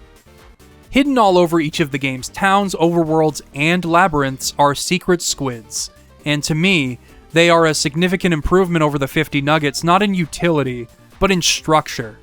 There are a certain amount of them per area, you can track which ones you've collected individually, and the levels are designed to be traversed horizontally primarily. Yes, some can be found in dungeons, but that's fun, so it's fine. You might not be able to trade them for anything in-game like you could with the nuggets, but collecting all 50 of them unlocks this game's equivalent to Dancer Mode, so it's up to you. Yes, they do feel like a shoehorned sort of collectible, unlike the Dark Magic and Pirate's Curse, for example, but they're laid out across the game world in a far more digestible manner, and I don't really care about the card system, so I personally prefer these. Honestly, the secret squids are indicative of perhaps Shantae Advance feeling a bit as though its scope was cut short, its ambition clouding what was actually possible on the hardware. Little things did have to be changed as well. The Mode 7 overworld segments were changed to a simple level select. Also, no map, once again, is kind of a bummer, and while I could excuse it on the Game Boy Color, if 3 Castlevania games and 2 Metroid games could have a map, then I don't see why Shantae Advance couldn't have one too, at least in the dungeons. But perhaps Matt or one of the devs could answer that question. That being said, if you recall, I loved Risky's Revenge for its brevity despite that game's missed opportunities, and to see a similarly short game be packed with so much love and so many cool ideas, I'm more than happy with how the final game turned out. I don't think Shantae Advance will reinvent the wheel in any way, now that it's been 20 years since it was intended to be released, but I thoroughly enjoyed my time with it. Sure, it's not Mother 3, Superstar Saga, or Minish Cap good, but it's unfair to expect that of any game. Time and time again, Matt and his team have been able to channel their passion into Matt and Aaron's idea, and the games they love, into something new and extraordinarily enjoyable, and that shines through in this game, just as it does in the other games. I've gone on for a long time about this series, longer than I ever thought I would. Frankly, I'm surprised at just how much I had to say, but then again, why would I be? At the heart of everything I make, at the heart of everything everyone makes, is instilling your passions into your art. So in that regard, yeah, there is a reason for me to make this video so long and so detailed. Shantae embodies a passion not just for an idea, but a passion for video games as a whole. Video games as a means of expressing one's own artistic intent, and as a means of delivering something fun for the player. Shantae takes from a lot of things in order to execute on that, but it is absolutely something of its own, and it encompasses everything that I love about games and the people that give their all to make them. Shantae is an icon born out of love for the medium, just as she was born out of a desire to make something that resonates, just as the games that inspired her did for her creators. Shantae reminds me of what I love about video games in their purest form, and in turn, why I love to write about them. Just as Shantae is a labor of love, these videos are too. I feel if there was any wish Shantae was able to grant, for me at least, it was reminding me of why any of us continue to create art. Not just to fulfill one's own wishes, but to pass the torch and inspire someone creatively, just as you were inspired by someone else long before. To Matt, Aaron, and everyone that had a hand in bringing Shantae to life, please continue to create exactly the kind of games that you want to make, and I'll be there to play them. Good luck with the next game. I wish everyone involved all the best. I've been Liam Triforce. Thanks for watching.